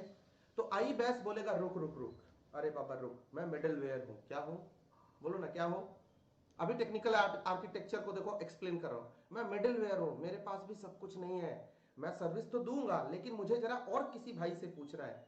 वो सर्वर ये सारी इंफॉर्मेशन लेके जाएगा आईबीसीएस के पास, इंटरनेट बैंकिंग चैनल सर्वर के पास। कमाल है, चैनल सर्वर के पास वो जाएगा, मतलब एक सर्वर दूसरे सर्वर से बातें करेगा। 3 सर्वर, 1 2 3, 1 2 3, 3 सर्वर आपस में बातें करते हैं। क्या बातें करते हैं, ध्यान से सुनना दोस्त। आईबीसीएस के पास कस्टमर का डेटा होता है, क्या होता है, कस्टमर का डेटा होता है, बट ये डेटा उसके पास कहां से आता है, ये डेटाबेस सर्वर से लेके रखता है। क्यों लेके रखता है, क्योंकि डेटाबेस सर्वर के पास बहुत सारा डेटा है, बहुत सारा काम चल रहा होता है। तो आईबीसीएस कैसे रखता होगा, आपको डेटाबेस मैनेजमेंट सिस्टम के कॉन्सेप्ट यहां काम आएंगे, जरा ध्यान से सुनना, टेक्निकल बात है, यहां थोड़ा रुक के डिस्कस करेंगे, कोई नहीं, रिवीजन ही है तो कौन से भागे जा रहे हैं, आप भी नहीं भाग रहे, मैं भी नहीं भाग रहा, आधी अधूरी बात करने से कोई फायदा नहीं होता। यहां से ये डेटाबेस से लगातार आईबीसीएस क्या करता है, एक्सट्रैक्ट करता है, ट्रांसफॉर्म करता है, लोड करता है, ईटीएल का प्रोसेस फॉलो करता होगा, समझ में आ गया ईटीएल, और छोटे छोटे डेटा वेयर हाउसेस बनाता होगा। क्या बनाता होगा, डेटा वेयर हाउस, कस्टमर का डेटा, लॉग, उसका डिफरेंट काइंड्स ऑफ, उसके आईडी पासवर्ड्स वगैरह से रिलेटेड डेटा, उसके अकाउंट का बैलेंस, उसका अलग अलग चीज कस्टमर्स के बारे में वो इकट्ठा करके आईबीसीएस अपने पास रखता है। क्या बोला इसको नाम, internet banking channel server, internet banking channel server, वो अपने पास लेके रखता है। जैसे ही आईबैस किसी कस्टमर के बारे में, किसी चिंटू के बारे में इसको बताता है, चिंटू ने 5,000 रुपए ट्रांसफर करने हैं, आईबीसीएस क्या करता है, वो डेटा जो डेटाबेस से लेकर के इसने स्टोर किया हुआ था, वो ट्रांसमिट करता है आईबैस को, एप्लीकेशन सर्वर को। अब ये एप्लीकेशन सर्वर के पास चिंटू का सारा डिटेल आ गया। अब ये फ्रंट से है, मिडिलवेयर है लेकिन फ्रंट से ये बोलेगा आगे से। पीछे कौन काम कर रहा था? आईबीसीएस। उससे पीछे कौन था? Database server. डेटाबेस सर्वर रहता कहाँ है? एक बिल्कुल सिक्योर्ड इंफ्रास्ट्रक्चर के अंदर। कहाँ? एकदम सिक्योर्ड लेयर के अंदर रहता है, एक वर्चुअल लैन पे रहता है। इसे हम बोलते हैं डेटा सेंटर। डेटा सेंटर ये है इंफ्रास्ट्रक्चर। देखो कितनी सिक्योरिटी है, फायरवॉल है, एकदम एसपीजी कमांडो यहाँ पे बैठे हुए, कोई यहाँ पे परिंदा भी पर नहीं मार सकता। तो बड़ा ही सिक्योर्ड मामला है ये बैंक का। यहाँ सिक्योरिटी के सारे प्रोटोकॉल लगे हुए हैं, सारे स्टैंडर्ड्स लगे हुए हैं, सारा इंट्रूजन डिटेक्शन सिस्टम लगा हुआ है, सारा इंट्रूजन प्रिवेंशन सिस्टम लगा हुआ है, सारा फायरवॉल का इस्तेमाल हो रहा है, क्रिप्टोग्राफिक टेक्निक यूज की गई है, सब कुछ है यहाँ पे। Security protocol system, network security, information security के सारे फंडे यहाँ लगे हुए हैं। और वर्चुअलाइजेशन प्रॉपर काम कर रहा है, कुछ नहीं हो सकता। प्रॉपर डेटा स्टोरेज है, रिकवरी है, बैकअप है, बीसीपी है, डीआरपी है, सब पॉसिबल है यहाँ पे। ठीक है, ओके। अब क्या करता है? आईबैस के पास इंफॉर्मेशन आ गई, ऑथेंटिकेशन चेक, एक्सेस गिवन और डिसाइड कौन करता है? आईबैस। आईबैस देखे चिंटू ऑथराइज्ड यूजर है, डन। 5,000 रुपए का ट्रांजेक्शन करना चाहता है, करने दो, हम नहीं रोकना चाहते उसको। ओके कर देगा, आगे चली जाएगी बात और वहां पे वेब सर्वर को जाएगी। वेब सर्वर फर्दर उस ट्रांजेक्शन को ऑथेंटिकेट करेगा। चिंटू आगे निकल गया, चिंटू का ट्रांजेक्शन प्रोसेसिंग हो जाएगा। और ये जो पीछे वाला डायग्राम था ये पूरा वर्किंग हो जाएगा। फिर चिंटू ने ट्रांजेक्शन 5,000 रुपए मुझे देने, आपने 1 रुपए देने, आप दे सकते हो। ऐसे बैंक के सर्वर्स काम करते हैं। इस तरह आप ऑनलाइन बैंकिंग करके ट्रांजैक्शन का प्रोसेसिंग करते हो। अब मेरा आपसे सवाल है, कितने सर्वर यूज हुए? वेब सर्वर नंबर 1, ठीक है, वेब सर्वर यूज हुआ, आईबैस यूज हुआ, आईबीसीएस यूज हुआ और डेटाबेस सर्वर यूज हुआ। 4 सर्वर तो यही हो गए। ये समझ में आ गई बात? ये आर्किटेक्चर समझ में आ गया, ढांचा का क्लियर है, सबके रोल समझ में आ गए। आईबीसीएस क्या करता है? डेटाबेस सर्वर से एक्सट्रैक्ट ट्रांसफॉर्म लोड करके पहले से ही डेटा लेके रखता है कस्टमर से रिलेटेड, उसके ऑथेंटिकेशन से रिलेटेड। जब आईबैस को जरूरत पड़ती है आईबैस को देता है। वेब सर्वर को जरूरत पड़ती है आईबैस के पास भाग के आता है, आईबैस आईबीसीएस के पास, आईबीसीएस डेटाबेस के साथ, और वो डेटाबेस रहता है डेटा सेंटर के अंदर। ऐसे करके ये पूरा बैंकिंग का ये पूरा आर्किटेक्चर काम करता है। समझ में आ गई बात? चलो जान दो आगे, चलो आगे चलो। अब आ गए हम दूसरे तरह के कस्टमर पे। याद करो वहां पे आप बार बार क्या कर रहे थे? आपका एक क्लाइंट था, मैंने कहा था ना बैंकिंग का आर्किटेक्चर डिफरेंट है। क्लाइंट है, फिर एक मिडलवेयर है, फिर उसके बाद पहले प्रेजेंटेशन है, एक मिडलवेयर है, फिर एप्लीकेशन सर्वर है, फिर पीछे डेटाबेस सर्वर है। तो यहां एक ना एक सर्वर का लेयर एक्स्ट्रा है, चैनल सर्वर्स का लेयर एक्स्ट्रा है। ये बात हमें समझने की है। अब एटीएम सर्वर है, मतलब हम एटीएम पे जाएंगे। ओके, एटीएम पे जाएंगे पैसा निकालने, ठीक वही कहानी होगी जैसे कि चिंटू ने ऑनलाइन ट्रांजैक्शन प्रोसेस किया था। अब तुम यहाँ एटीएम पे टीपीएस करने की कोशिश कर रहे हो, कोई बात नहीं। आपने यहाँ क्या डालना है? कार्ड। कार्ड के बाद आपसे मांगेगा वो पिन नंबर। अब वो ऑथेंटिकेट करना चाहता है लेकिन ऑथेंटिकेट वो नहीं कर पाएगा। क्यों? क्योंकि यार उसके पास कुछ है नहीं, उसके पास इंफॉर्मेशन नहीं है। एटीएम में सब कुछ थोड़ा ही होता है, एटीएम में सिर्फ पैसे हैं और एक मशीन है, कंप्यूटिंग मशीन है। अब वो क्या करती है? Request for account holders transaction authentication. अब एटीएम सर्वर के पास जाता है, आ गया ना एक मिडलवेयर। एटीएम किसके पास जाएगा? एटीएम सर्वर के पास। एटीएम सर्वर का क्या काम है? ट्रांजैक्शन को ऑथेंटिकेट करना, कस्टमर को ऑथेंटिकेट करना और उसके ट्रांजैक्शन की प्रोसेसिंग करवाना, बैलेंस वैलेंस सब बताना। बट पता है आपको, फिर कहा एक एक्स्ट्रा लेयर है। एटीएम सर्वर के पास सब कुछ नहीं है, कोई इंफॉर्मेशन नहीं है। वो किस पे डिपेंडेंट है? एक लेयर ऑफ सिक्योरिटी एक्स्ट्रा है। ध्यान से देखो, एटीएम स्विच के ऊपर। एटीएम स्विच को कौन गवर्न करता है? National Payment Corporation of India. National financial switch है, National Payment Corporation of India, RBI द्वारा गवर्न होती है और वो इसको गवर्न करती है। एटीएम स्विच है। अब एटीएम स्विच क्या करता है? ध्यान से सुनना, ये वाली लाइन को पढ़ो। File containing account holders balance and other details are shared with ATM switch in the form of PBF, positive balance file। मतलब PBF कहां पे है? डेटाबेस से लेकर के PBF NPCI के ATM स्विच में जमा होता है, यहां स्टोर होता है। यहां एक्सट्रैक्ट ट्रांसफॉर्म लोड करके डेटा यहां पे लोड किया हुआ है एटीएम स्विच के ऊपर। जैसे ही जरूरत पड़ेगी एटीएम सर्वर को, ये डेटा एटीएम स्विच इसे देगा। ध्यान से सुनना, ध्यान से सुनना, ध्यान से सुनना। When the central database becomes accessible, all transactions are updated। क्योंकि सेंट्रल डेटाबेस के पास बहुत काम है, वो काम करते रहे यार तू। अलग अलग काम के लिए अलग अलग चीजों को उसने अलग अलग मिडलवेयर, मिडल बीच में चैनल सर्वर्स बनाए हैं और उन सर्वर्स को वो अलग अलग टाइप ऑफ डेटा शेयर कर देता है सो दैट कि वो आगे शेयर कर पाए। Getting the point? ये चीज होगी। अब क्या होगा, यहाँ पे यहां से डेटा लिया एटीएम स्विच ने एटीएम सर्वर को दिया, एटीएम सर्वर ने एटीएम को ऑथेंटिकेट किया। क्या? Details of account holders converted and shared by ATM switch with ATM server. इसके बेसिस पे इसने ट्रांजैक्शन को ऑथेंटिकेट किया। आपने 5,000 रुपए 5,000 रुपए कैश विड्रॉल किया, आप घर गए, अब आपने कर लिया आपके बैलेंस के हिसाब से। ये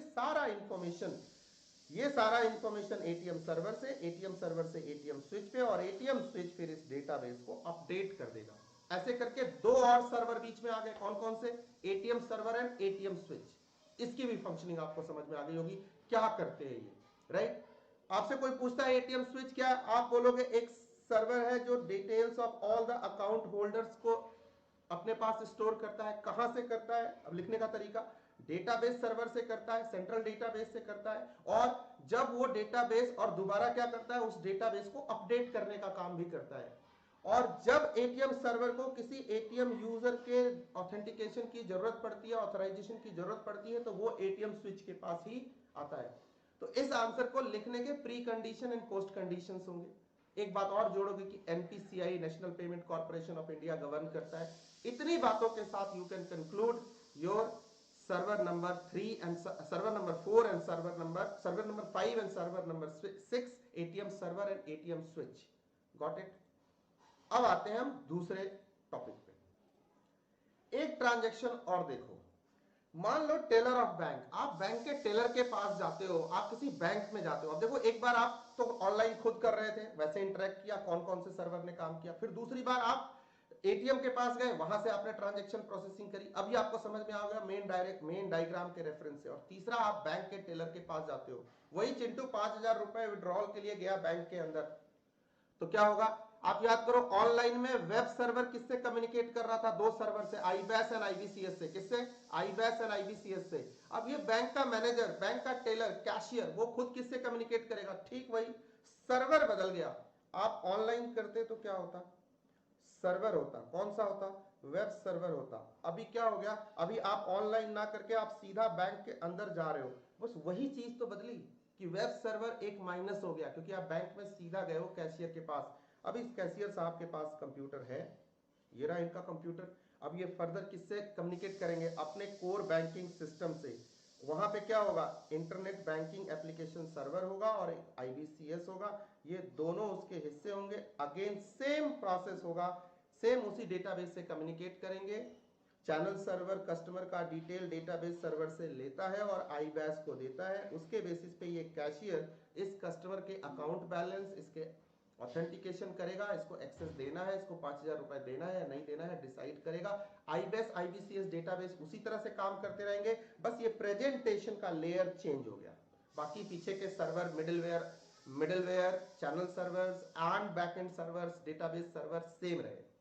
तो इस तरह से आप कैशियर, एक आम कैशियर काम करता है। 2-3 सर्वर्स उसे उसकी मदद करते हैं ट्रांजैक्शन प्रोसेस करने में। अब मैं बात करता हूं किसी भी बैंकिंग के ऑनलाइन प्रोसेस का, डिस्कस कर चुका हूं। आप वेब सर्वर पे जाएंगे ऑनलाइन बैंकिंग करने के लिए, और वेब के बाद आप पहुंचेंगे साहब IBAS, IBCS database, and that is the end of the story. I think आप सारे सर्वर की नेटवर्किंग, इसका पूरा चैनल, इसका आर्किटेक्चर, इतना लाइव विजुअल, पता नहीं आपने पहले देखा नहीं देखा, ये एकदम प्रैक्टिकल एक्सपोजर पे तैयार किया है मैंने, जैसे मैं काम करके आया था, जैसे मैं हर चीज को, और ये अप्रूव्ड है।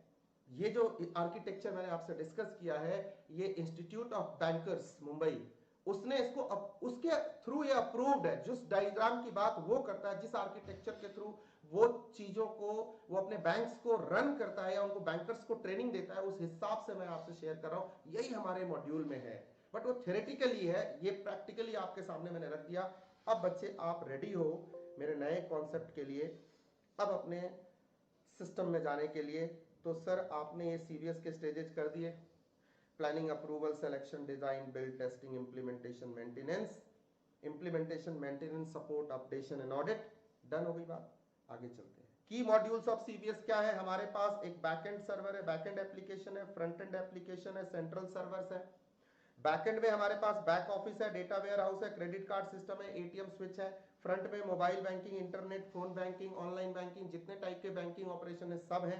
तो फ्रंट, बैक और बीच में सेंट्रल सर्वर्स है, ये उसको मैनेज कर रहे हैं। आर्किटेक्चर आप समझ गए। सेम आर्किटेक्चर को सीबीएस टेक्नोलॉजी आर्किटेक्चर को ऐसे एक्सप्लेन किया गया है। यहाँ पे सारी बातें, DB data warehouse, database, DW data warehouse, app for application, ERP for enterprise resource planning, CBS, ODS overdraft system, CIF over नहीं, customer identification file, CIF last attempt में पूछ दिया था, सारे बच्चे मिस कर गए क्योंकि आप ऐसी छोटी छोटी बातों को मिस करके जाते हो, ऊपर ऊपर पढ़ते हो। कोर बैंकिंग सिस्टम बहुत आसान है, तो पता चला हमने बस आसान आसान बातें, बैंक करता क्या है। यहां बैंकिंग नहीं पढ़नी आपको, यहां सीबीएस का आर्किटेक्चर पढ़ना है और उसके हिसाब से बातें करनी है।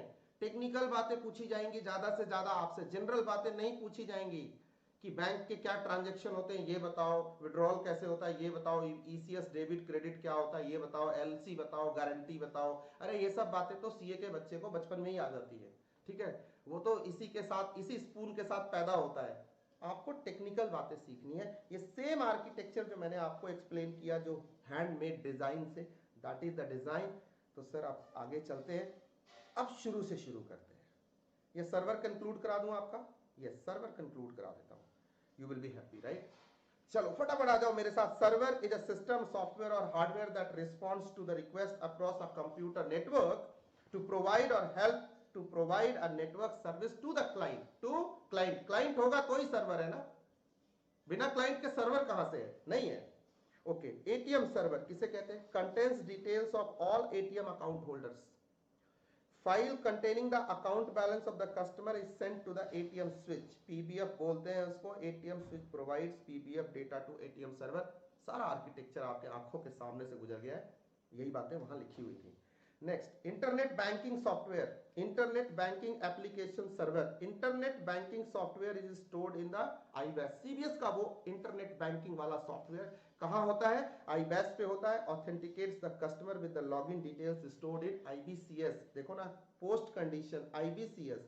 बिना आईबीसीएस के ये आईबीएस भी इनकम्प्लीट है और बिना इसके वेब सर्वर भी काम नहीं कर सकता। लिंक्ड है ये पूरे, एकदम चेन में है। IBCS stores the username and password of all the internet banking customer, also maintains the details about the branch of which the customer belongs, and it takes data from database and also updates database. ATM server does not hold the PIN number of the ATM account holder. ये ध्यान रखना, ATM server के पास नहीं होता है, वो किसके पास होता है? ATM स्विच के पास होता है। ठीक है पाजी, ओके। ये डायग्राम करा दिया आपको, ये डायग्राम करा दिया। यहाँ पे स्टैटिक है जो मैंने कराया वो डायनामिक था, इसलिए वहां से कराया। ये भी डायग्राम आपको करा दिया, ग्रेट। अब आपको सारे सर्वर समझ में आ गए। एक छोटी सी रीडिंग मारना, आपको सब क्लियर हो जाएगा। अब हमारे पास जो अगला पोर्शन होगा वो होगा risk and control in CVS different kind of transaction. CASA में क्या होगा, है ना, क्रेडिट कार्ड डेबिट कार्ड में क्या होंगे, ये सब रिस्क एंड कंट्रोल पढ़ेंगे। इसके लिए एक फॉर्मूला दूंगा, उस फॉर्मूले को फॉलो करते हुए पढ़ेंगे। अभी मैं इसमें ना दो चीजें करनी होगी आपको ये पढ़ते हुए। एक तो आपको इसके स्टेप्स समझने होंगे, स्टेजेस एंड द पीपल। एक तो स्टेप्स एंड स्टेजेस ध्यान रखने होंगे, फर्स्ट चीज ये करनी होगी। दूसरा, अभी दूसरी चीज आपको करनी होगी, इसमें कौन कौन से पार्टिसिपेंट्स थे, कौन कौन लोग इन्वॉल्व थे अलग अलग लेवल पे। और यहाँ पे फोर, और तीसरी इंपॉर्टेंट बात आपको देखनी होगी, 4 आयड प्रिंसिपल। वही लगेगा यहाँ पे, ये बुक में नहीं लिखा हुआ, ये मैं बता रहा हूं। 4 आयड प्रिंसिपल कैसे लगेगा, वो लगाओगे तो इसके सारे सेंटेंसेस अपने आप बन जाएंगे। और चौथी इंपॉर्टेंट बात मैं करूंगा, एक फॉर्मूला। क्या बोला मैंने? एक फॉर्मूला दूंगा, उससे आप रिस्क एंड कंट्रोल लिख पाओगे। आपको 4 चीजों की अगर अंडरस्टैंडिंग है तो बैंक कोई भी मान लो कासा कहा, current and saving bank account, तो इसके स्टेप्स समझ में आने चाहिए, कैसे अकाउंट खुलता है। फिर उसमें कुछ लोग होंगे, किरदार होंगे जो अकाउंट वगैरह खोलते होंगे, कुछ एक्टिविटीज करते होंगे, तो आपने वो प्रोसेस समझना है। उसके लिए जरूरी नहीं है डायग्राम के माया जाल में आपने फंसना है, नहीं फंसने दूंगा तुम्हें, आसान बना दूंगा तुम्हारे लिए। ठीक है, 2 चीजें। और तीसरा, हमेशा ध्यान रखना है कि यहाँ पे 4 आयड प्रिंसिपल लगा हुआ है। अच्छा, ऐसा बोला तो मतलब यहाँ पे sir SOD, segregation of duty लगा हुआ है क्या? मुझे बार बार चेक करना पड़ेगा एसओडी। अच्छा ठीक है, लगा हुआ है, लगाते हुए बात करेंगे। उसके बाद क्या होगा ना, एक फॉर्मूला दूंगा, बस AIS-SM को अपनी लाइफ से जोड़ो, रियल लाइफ से, अपनी जिंदगी से जोड़ो, ये आसान लगने लगेगी, ये इजी और इंटरेस्टिंग हो जाएगी। ऐसे करके पढ़ते हैं तो बात समझ। अभी टेक्नोलॉजी आपको पूरी समझ में आ गई, आर्किटेक्चर, फंक्शनल आर्किटेक्चर, सर्वर्स, तो समझ लो तुम्हारा 5-6 नंबर का काम इस चैप्टर का हो गया। अब आते हैं शुरू से शुरू करते हैं और फिर रिस्क एंड कंट्रोल पे आते हैं, और देखना कितना ही आसान है। पाजी एक एक करके आ जाओ सारे बच्चे, एकदम फर्स्ट पेज से आ जाओ, ठीक है? एंजॉय करते हुए पढ़ो, टेंशन लेके नहीं, ठीक है? जब मैं पढ़ाते हुए टेंशन नहीं ले रहा, तुम पढ़ते हुए टेंशन क्यों ले रहे हो? टेंशन ले हमारे दुश्मन, ठीक है, या एग्जाम पोस्टपोन करने वाले, हमने क्या टेंशन लेना? हमने तो एक्स्ट्रा टाइम मिल गया, अब हमने मजे करने हैं। मजे बिल्कुल नहीं करने, या तो अभी मजे कर लो, एग्जाम में सजे हो जाएंगे, या यहाँ पे सजा भुगत लो, एग्जाम में मजे रहेंगे। अपने को एग्जाम में मजा चाहिए। तरीका क्या है? बहुत ही सिंपल है। 50 दिन जो एक्स्ट्रा मिलेगा ना, उस पर हम प्रैक्टिस करेंगे, या जो टॉपिक हमारा रह गया था ना, जब तक छोड़ के चल रहे थे, या जो ग्रुप, उसको करेंगे। मेरी जितनी मदद होगी मैं करूंगा, बाकी आपको करनी है। और इसके अलावा क्या है? सब माया है, और माया किसकी है? एनी की है, वो किसी की नहीं है, एनी की है, ठीक है? छिछोरे मूवी देख लेना।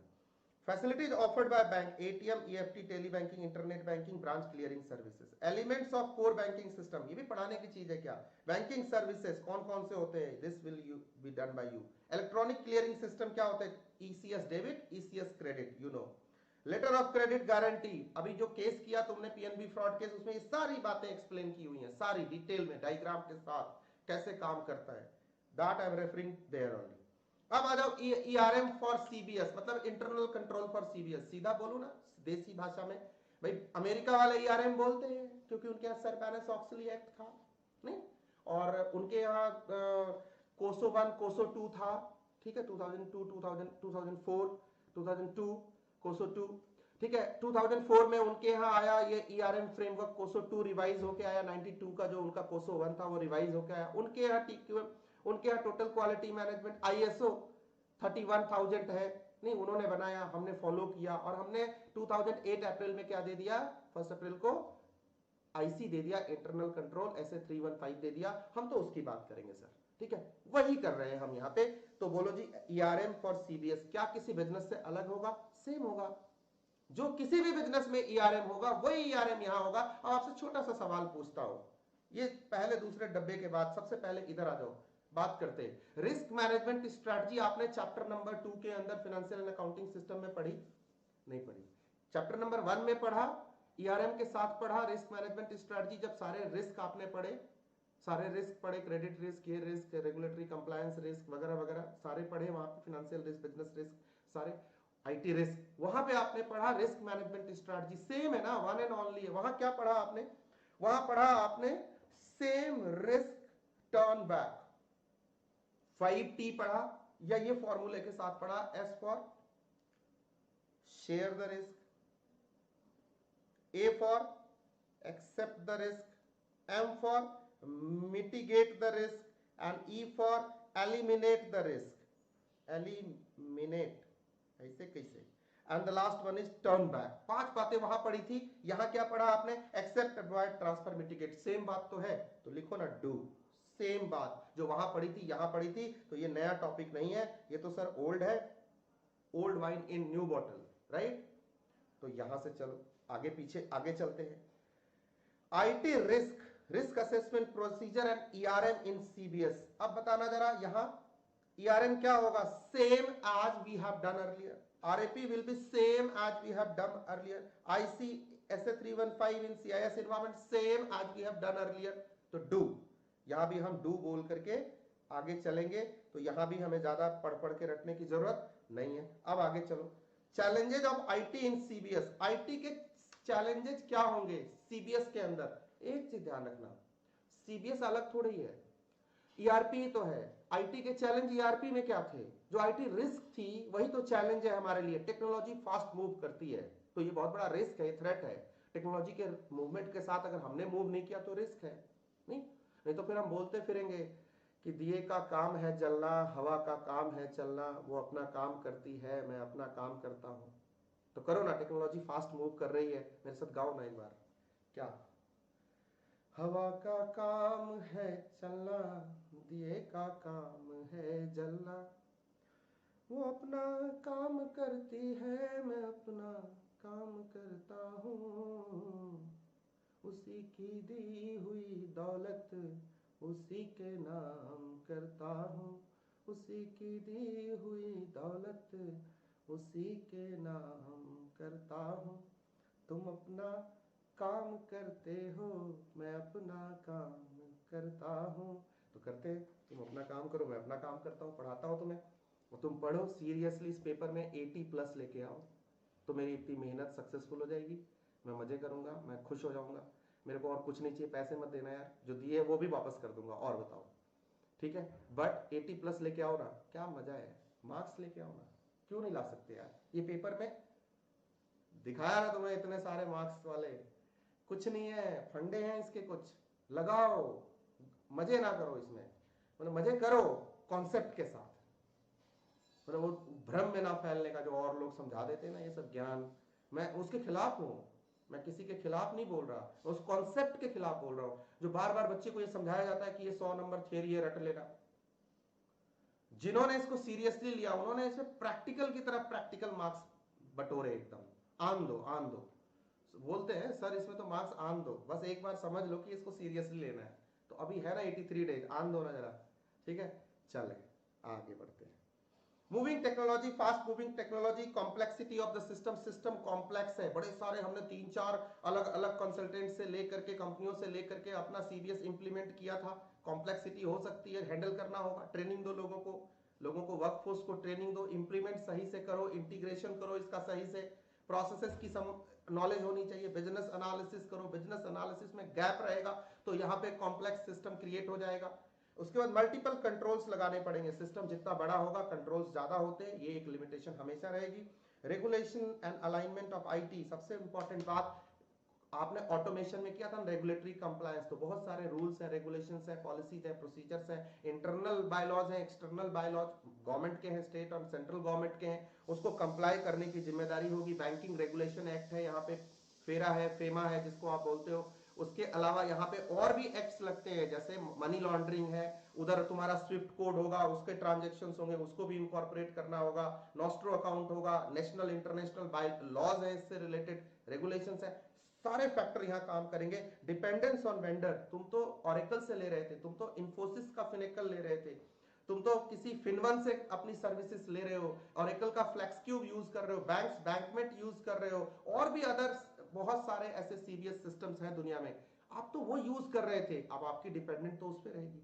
कोई नया चीज आ गई, कोई नए लॉ आ गए, कोई नई कोडिंग आ गई, नए तरह के ट्रांजेक्शन्स आ गए, नए तरह का कोई असेट आ गया, तो यू हैव टू, नए टाइप का कोई कोरोना वायरस यहाँ भी तो आते हैं, इस लाइफ में भी, यहाँ बैंक टेक्नोलॉजी के जमाने में भी, टेक्नोलॉजी के डोमेन में भी, उस इंडस्ट्री में भी, तो वैसा कुछ आ गया तो उसके लिए एंटीडॉट भी तुमने तैयार करना होगा। तो that is called dependence on vendor रहेगी। सेग्रीगेशन ऑफ ड्यूटी, खुद आरबीआई 4 आइड प्रिंसिपल की बात कहता है।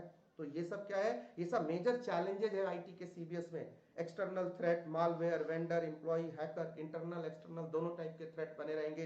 And backup and recovery, resilience बोलते हैं ना आप, कॉन्टिन्यूअस बैकअप एंड रिकवरी अगर नहीं किया तो क्या होगा, डिजास्टर क्रिएट होगा। तो हमें इसके लिए DRP and business continuity planning, BCP के लिए जरूरी है कि कॉन्टिन्यूअस बैकअप एंड रिकवरी हम करते रहे। अब जरा ध्यान से सुनना, जरा जोड़ो इसको अपनी रियल लाइफ से, सुनो। हमने कहा टेक्नोलॉजी फास्ट मूविंग, अभी ध्यान से देखना, जब तुमने सीबीएस बनाया था तो तुमने क्या किया था, डेटा सेंटर के ऊपर स्टोर किया था डेटा, अपना डेटाबेस सर्वर रखा था। क्यों? वर्चुअल लैन के ऊपर, क्योंकि वहां मालवेयर, फायरवॉल लगाया था तुमने, ताकि मालवेयर का अटैक ना हो, तमाम तरह के ऐसे इंटरनल एक्सटर्नल थ्रेट ना हो, वल्नरेबिलिटी ना हो, एक्सपोजर ना हो, नहीं लाइक्लीहुड ऑफ द थ्रेट या वो ना हो, सारी चीजों को चेक करने के बाद प्रॉपर सिक्योरिटी पॉलिसी तुमने बनाई थी, right? Backup and recovery, threats, क्या क्या बातें होगी, फिर से पढ़ो एक बार, बोलो मेरे साथ आप। फास्ट मूविंग टेक्नोलॉजी है, कॉम्प्लेक्सिटी ऑफ सिस्टम है, मल्टीपल कंट्रोल्स लगेंगे, regulation and alignment of IT होगी, डिपेंडेंस ऑन वेंडर होगा, segregation of duty, external threat and backup and recovery. ये 8 मेजर चैलेंजेस हो सकते हैं सीबीएस एनवायरनमेंट के, जो हमें ध्यान रखने होंगे। आगे चले, ठीक है। एक और क्वेश्चन आते हैं, IT control IT controls in CBS, ध्यान से सुनना, आईटी कंट्रोल्स इन सीबीएस क्या लिखा मैंने, same as discussed in chapter 8 and 9। जितने आईटी के कंट्रोल मैंने चैप्टर 8 एंड 9 में स्पेशली इसका के अंदर आपको पढ़ाया है, डिफरेंट टाइप्स ऑफ कंट्रोल्स, वो सारे कंट्रोल्स यहां भी लगेंगे, सारे डिट्टो डू लिखो और आगे चलो। ये है स्मार्ट वर्क जो यहां करना है। की indicators of effective IT control, आपकी आईटी कंट्रोल इफेक्टिवली लगी हुई है, उसके की इंडिकेटर्स क्या होंगे। सबसे पहला अपग्रेडेशन ऑफ आईटी इंफ्रास्ट्रक्चर, बिल्कुल लगा हुआ है जी। कॉस्ट इफेक्टिव प्रोजेक्ट है जी। रिसोर्स एलोकेशन ठीक किया जी, क्लियर कम्युनिकेशन किया, reliability of information system, project against protection against threats and vulnerability, effective efficient help desk, security awareness programme, done. Objectives of internal control in banks क्या होंगे, जो objective internal control के ऐसे 315 के अंदर है वही तो यहां भी होंगे। यहां भी तो सेफगार्डिंग ऑफ एसेट होगा, यहां भी तो efficient and effective accounting information system होगा, यहां भी तो एफआर स्टैंडर्ड्स होंगे जिनको फॉलो करना होगा, यहां भी तो रेगुलेटरी कंप्लायंस होगा, ठीक है। यहां ये सारी बातें तो यहां भी होंगी। रेफर एससी जिसको मैं बोलता हूं, refer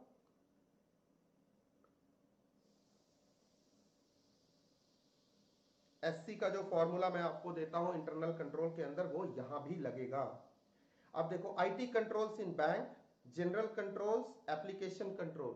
general control is nothing but managerial control, same बातें अलग तरीके से ओपन अप करके लिखी हुई हैं। Application control will be do, same as you have studied in chapter number 9 इसका। So here we have do, right. Components of architecture of CBS क्या, Finacle, FinOne, Flexcube, banks, Bankmate, right. ये question November 18 में आया, की aspect inbuilt into CBS architecture, चार बातें यही है, information flow, customer centric, regulatory compliance, resource optimisation. जो इंटरनल कंट्रोल के ऑब्जेक्टिव्स हैं, क्या है, इंटरनल कंट्रोल के ऑब्जेक्टिव्स हैं, वही यहां पे की aspects inbuilt into CBS architecture है। मतलब कंट्रोल प्रॉपर्ली इनबिल्ट होना चाहिए। देखो कैसे जोड़ा मैंने इसको, आपने भी जोड़ना है। Information flow, customer centric, regulatory compliance, resource optimisation, उसी को दूसरे तरीके से कह दिया, ये आपका बन गया की aspect inbuilt into CBS architecture. यहां से आपको दो तीन पॉइंट्स मेरे से सीखनी है जो क्वेश्चन हॉट हो सकते हैं। एक तो इस क्वेश्चन को आप हॉट ले लो, challenges of IT in CBS में बी आस्क्ड। देखो ये दोनों को मैं हॉट नहीं बोलूंगा क्योंकि ये जनरल है, रिपीट हो रहे हैं, आते हैं तो आन दो, आपने पहले कर लिया है, पहले मैंने हॉट या कूल या गुनगुना बोल चुका हूं मैं इसको, right. Next, IT controls in CBS, key indicators of effective IT control, एक ये क्वेश्चन ले लो हॉट क्योंकि यहां पूछने का बहुत सारा स्कोप है। Objectives of IC in bank पूछा जा चुका है, अभी थोड़ा कंट्रोल कर लो।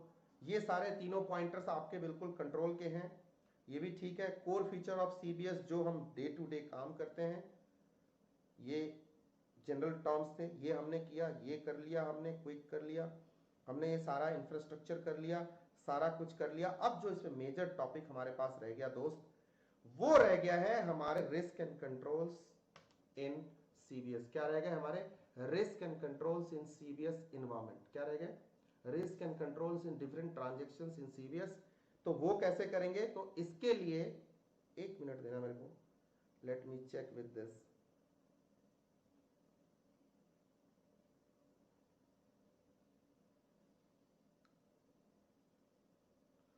बिल्कुल आप आ जाओ वापस। ये वाला एरिया ये समराइज्ड डिस्कशन नहीं हो सकता, मतलब इसकी मैं समरी बनाऊंगा तो आपके साथ धोखा करूंगा मैं। धोखा करना अपनी फितरत नहीं है, मतलब वो टाइम पास हो जाएगा कि सर ने तो मैराथन करा दिया, हमें हो गया। ये एक सबसे बड़ा रीजन है। अब आप सारे बच्चे समझ गए होंगे क्यों मैं आपको कुछ चीजें ऐप पे दे रहा हूं और कुछ चीजें यहां दे रहा हूं। कुछ चीजें समराइज्ड रिवीजन की जा सकती है, there is a possibility, but there are places वहां पे ठीक है ठीक है ठीक है ठीक है ऐसे ऐसे एवे एवे एवे एवे हो जाएगा, तो ये कोई मतलब एवी एवी नहीं है। तो इसके लिए मैंने क्या किया है, ये वाला पोर्शन क्या, risk and controls of all banking processes, business process of any bank, ठीक है। जिस तरह से चैप्टर 8 में कराया था ना, एक फॉर्मूला देके, authorised, correct and updated VAT has been recorded properly, same फॉर्मूले के साथ 1 घंटे के आसपास का सारा वीडियो रिकॉर्ड करके AISSM ऐप पे डाल रहा हूं। आपने ये कोर्स मेरा ज्वाइन करते रहना है। और एक बात फिर मैं बता देता हूं, ये कोर्स ज्वाइन करने के लिए फंडे नहीं लगा रहा हूं, प्लीज नहीं तो बच्चे को लगता है कि सर ये फंडे लगा रहे हैं। मैं फंडे बिल्कुल नहीं लगाता, मैं ऐसे कोई भी ज़्यादा श्याणपंथी नहीं करता, मैं हूँ नहीं वैसा, ठीक है। मेरे को मज़ा आता है पढ़ाने में, ठीक है। तो वो चीज़ मैंने रिकॉर्ड करके वहाँ दी। हाँ, मेरी सिक्योरिटी जरूरी है, कुछ चीज़ें मैं सिक्योर्ड ही दे सकता हूँ, कॉपी टू ऑल नहीं हो सकता। आप सब जो यहाँ मुझे फॉलो कर रहे हो उनके लिए, सबके लिए फ्री है। उनके लिए जो पहुंच पाया मुझ तक, उस तक गंगा जरूर पहुंचेगी। अब गंगा घर घर नहीं जाएगी, तो जो यहाँ तक पहुंचा है उसके लिए दिल हाजिर जान हाजिर। जैसा चाहो, जो चीज आपको प्रॉब्लम हो रही हो मेरे को चैट में, ऐप के चैट पे क्वेरी करो, मेरे को पर्सनली आप मैसेज करते रहो। और अब आगे जो भी हमारा पेंडिंग रह गया 1 to 8 11 घंटे का, ये आज करा दिया मैंने आपको, इसका वहां पे दे दिया है। और ये जो छोटा सा पोर्शन बचा हुआ है, ये वीडियो अपलोडेड है। जस्ट इस वीडियो अपलोड के बाद वो अपलोड हो जाएगा। जब तक आप ये रिवीजन करोगे हम वहां पहुंच जाएंगे। और आपको एक प्रॉमिस किया था, पीएनबी बैंकिंग फ्रॉड का केस, वो भी वहां पे अवेलेबल है। तो ये सारा डिटेल वीडियो देखने के लिए आप हमारे ऐप पे आए। Scenario based, case based, question discussion, chapter wise, MCQ, descriptive question, RTP discussion. आपको मैं जानकारी के लिए बता दूं, बच्चे एक दिन में सारे नहीं होंगे, बट 7-8 दिन के अंदर ये धीरे धीरे सब आएंगे। कई बच्चे कुछ और कर चुके हैं तो वो कह रहे सर क्वेश्चन नहीं डाला आपने, सिनेरियो नहीं डाला आपने, वो वाला नहीं डाला। सब आ रहे हैं back to back. It will take time, gradually, धीरे धीरे। पहले आप पीछे का रिवीजन करते जाओ और मेरे पास से फीड आपके पास जाते चले जाएंगे, ठीक है। तो फंडा क्लियर है दोस्त। हम क्या बात करते आ रहे थे, हम कर रहे मैराथन। आई होप कि मैंने अब तक सारे 1 to 5 का मेजर अप्रोच लेकर के मेजर चीजें मैंने मैराथन में कवर की हैं।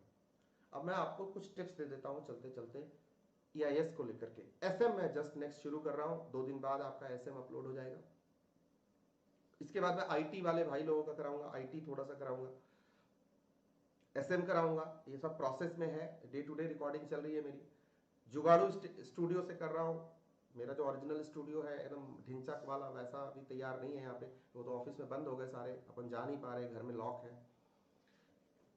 8 या 7 दिन हो गए मुझे घर से बाहर निकले हुए, मैं अंदर ही हूँ। तो ऐसी ही शक्ल हो गई है, अब जैसी भी है। तुम्हें अच्छी लगती होगी, नहीं लगती होगी, जैसी भी लगती है अच्छी लगती है मेरे को। तो सुनिए मेरे को बात ध्यान से, कि इस पेपर में सबसे बड़ा चैलेंज होता है पॉइंटर्स के साथ फ्लैश लिखना, और क्वेश्चन को पहचानना, और क्वेश्चन को पहचान के उसके हिसाब से आंसर लिखना, क्वेश्चन की फ्रेमिंग। ये जितने टॉपिक्स हम पढ़ रहे थे ना, यही क्वेश्चन है। क्या है? जितने टॉपिक हम पढ़ रहे हैं यही हमारे क्वेश्चंस है। हमने क्या करना है, टॉपिक को क्वेश्चन के आंसर, उसके नीचे क्या हेडिंग के नीचे क्या आंसर है उसको समझना है, क्वेश्चन पढ़ने का तरीका डेवलप करना है। और वो कैसे होगा? खूब सारा लिखने से। आपके पास एडिशनल टाइम है। जो बच्चे सिर्फ सेकंड ग्रुप की तैयारी कर रहे थे, EIS सेशन में खूब और ऑडिट में खूब लिख लिख के देखे। अब लिखने का रेंज बढ़ा दो। ये समझो 50 डेज आपको लिखने के लिए मिले, ठीक है। बाकी प्रिपरेशन अपने टाइम ड्यूरेशन में करो, और 50 डेज 55 डेज जो आपको एक्स्ट्रा मिल गए वो आप लिखो मेरे दोस्त, ठीक है। और जो बोथ ग्रुप तैयारी कर रहे हैं, अभी भी देर नहीं है, आप EIS SM कर सकते हो। मैं सुपर रिवीजन आपके लिए तैयार करके मैंने रखा हुआ है ऐप के ऊपर। कुछ भी आपके पास कुरियर से नहीं आना, अभी लॉग इन करो, अभी सीखना शुरू करो, ठीक है। सीखना बंद तो ऑब्वियसली जीतना बंद, फिल्म का डायलॉग है, मैं भी बोल देता हूँ कभी कभी, ठीक है। तो हंसते रहिए, मुस्कुराते रहिए, जिंदगी जीते रहिए। SM के रिवीजन के साथ मिलता हूँ। अपना ख्याल रखिए, अपने दिल का ख्याल रखिए, अपनों का ख्याल रखिए। सी यू सून, बाय बाय।